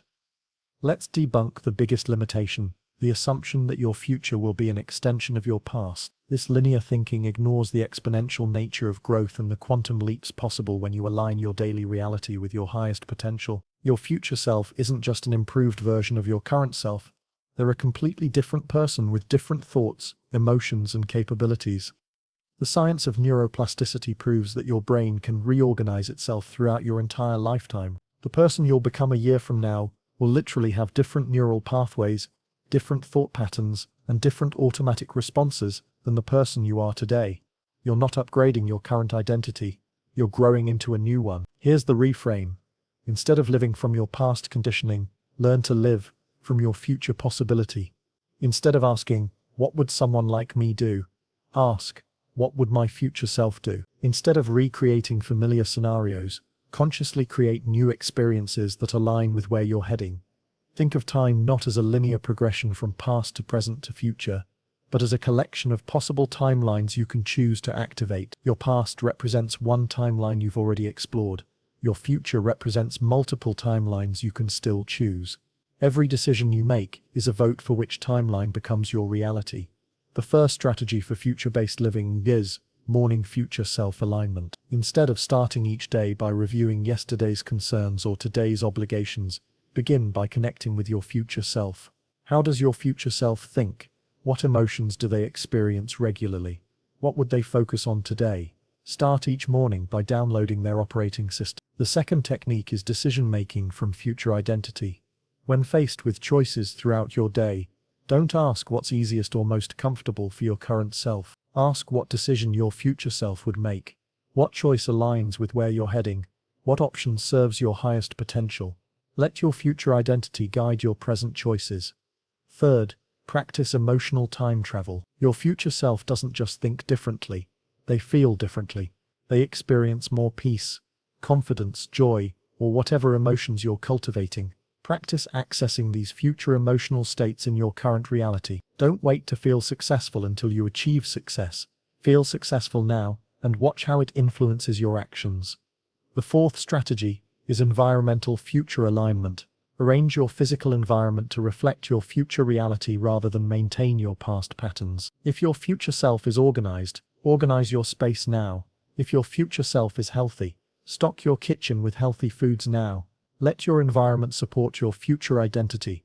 Finally, Implement present moment future creation. Your future is created in this moment through your thoughts, emotions, and actions right now. Every present moment is an opportunity to align with your future self or repeat your past patterns. Make each moment a conscious choice about which timeline you're reinforcing. In practical application, this means showing up to every interaction, every challenge, every opportunity as your future self would show up. It means making choices that seem slightly uncomfortable for your current identity, but perfectly natural for your evolving identity. It means investing in relationships, opportunities, and experiences that serve who you're becoming, not just who you've been.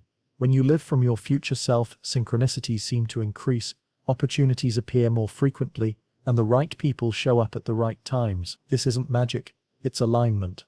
When your thoughts, emotions, and actions are consistently focused on your desired future, you naturally notice and attract experiences that match that frequency. Your past doesn't disappear when you start living from your future, it simply takes its proper place as valuable history rather than controlling destiny. You honor the journey that brought you here while choosing the journey that will take you where you want to go. The future you've been imagining isn't just a distant possibility, it's a present reality waiting for you to step into it. Your future self isn't waiting for you to arrive. They're waiting for you to embody their way of being right now, today, in this moment. Stop living from your past and start living from your future. The timeline you choose today determines the reality you experience tomorrow. You've learned the principles, mastered the techniques, and developed the skills. Now it's time to fully embrace your role as the conscious creator of your own mental programming. Chapter 20. You are the programmer now. For your entire life up until this moment, you've been running programs you didn't choose, written by people you've never met, based on circumstances you had no control over. Your parents, teachers, society, media, and random experiences programmed your subconscious mind with beliefs, patterns, and responses that may have served you once, but now limit who you can become. But everything changes today. You are no longer a passive recipient of whatever programming happens to get installed in your mental operating system. You are no longer at the mercy of outdated software that crashes when you need it most. You have learned the programming language of your own mind, and now you can write whatever code you choose to run. Think about the profound shift that's occurred through your journey in this book. You started as someone who experienced thoughts and emotions as things that happened to you. Now you understand that you are the one who can choose which thoughts to engage with and which emotions to cultivate. You began as someone who reacted automatically to triggers. Now you know how to pause and respond from choice rather than conditioning. Most people go through their entire lives never realizing they have this power. They live as if their mental programming is fixed, as if their emotional patterns are permanent, as if their behavioral responses are unchangeable aspects of their personality. They experience themselves as victims of their own minds rather than masters of their own consciousness. The conventional world teaches us that we are our thoughts, we are our emotions, we are our past experiences, but this is the most limiting belief system imaginable, because it suggests that who you are today is who you'll always be. It creates a false identity based on history rather than possibility. You now know the truth that sets you free. You are not your programming, you are the programmer. You are not your thoughts. You are the consciousness that observes thoughts. You are not your emotions. You are the awareness in which emotions arise. You are not your past experiences. You are the creative force that can write entirely new experiences. This realization brings both tremendous power and tremendous responsibility. With great programming abilities comes great responsibility for the code you choose to write. You can no longer blame your parents, your circumstances, your genetics, or your past for the programs running in your mind. From this moment forward, you are accountable for the mental software you maintain. Let's celebrate what you've accomplished. You've learned to distinguish between reactive and responsive living. You've discovered how to upgrade your mental environment from toxic to nourishing. You've destroyed the scarcity scripts that kept you playing small and stepped into abundance-based thinking. You've moved beyond just understanding new concepts to embodying new ways of being. You've developed the skills to override fear and doubt when they arise as natural parts of the growth process. You've mastered the art of installing new habits into your subconscious through strategic repetition and emotional programming. You've learned to use triggers as allies rather than obstacles. And you've started living from your future self rather than your past conditioning. But most importantly, you've discovered that transformation isn't something that happens to you. It's something you consciously create. You don't wait for inspiration to strike. You generate it. You don't hope for motivation to appear. You access it. You don't wish for circumstances to change. You change your relationship to circumstances. The first responsibility of your new role as programmer is code maintenance. Just as computer software requires regular updates and debugging, your mental programming needs ongoing attention. Old limiting beliefs will occasionally resurface, outdated emotional patterns will sometimes reactivate, and obsolete behavioral programs will try to run again. This isn't failure, it's normal. Stay alert and ready to update your code as needed. The second responsibility is quality control. Not all programming suggestions that come your way deserve to be installed. Media messages, social conditioning, other people's fears and limitations will constantly try to download into your system. You now have the awareness and skills to reject programming that doesn't serve your highest potential and accept only code that aligns with who you're becoming. Third, embrace the role of lead developer for your own life.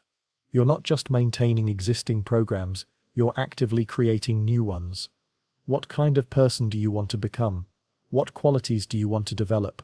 What experiences do you want to create? Start writing the code that will generate these realities.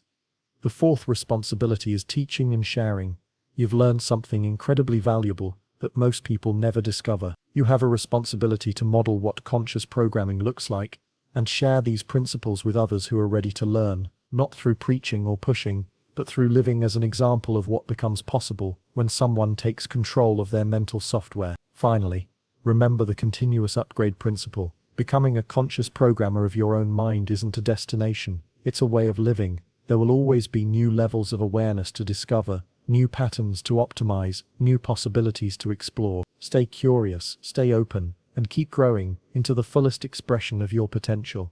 In practical application, this means starting each day by consciously choosing what programs to run. It means regularly evaluating whether your current patterns are serving your current goals. It means taking full responsibility for the quality of your inner experience and the direction of your outer experience. You are no longer a victim of your programming, you are the author of it. You are no longer at the mercy of your conditioning, you are in charge of reconditioning. You are no longer hoping that life will happen to work out. You are actively creating the life you want to experience. The power has always been within you, but now you know how to access it, direct it, and use it consciously. Your mind is the most sophisticated computer ever created, and you finally have the user manual. Welcome to your new life as a conscious programmer. The future you create from this point forward is limited only by the code you're willing to write and the courage you have to run it. Your transformation journey doesn't end here, it begins here. Every day is now an opportunity to execute better programs, write cleaner code, and create more beautiful realities. You are the programmer now. What will you create?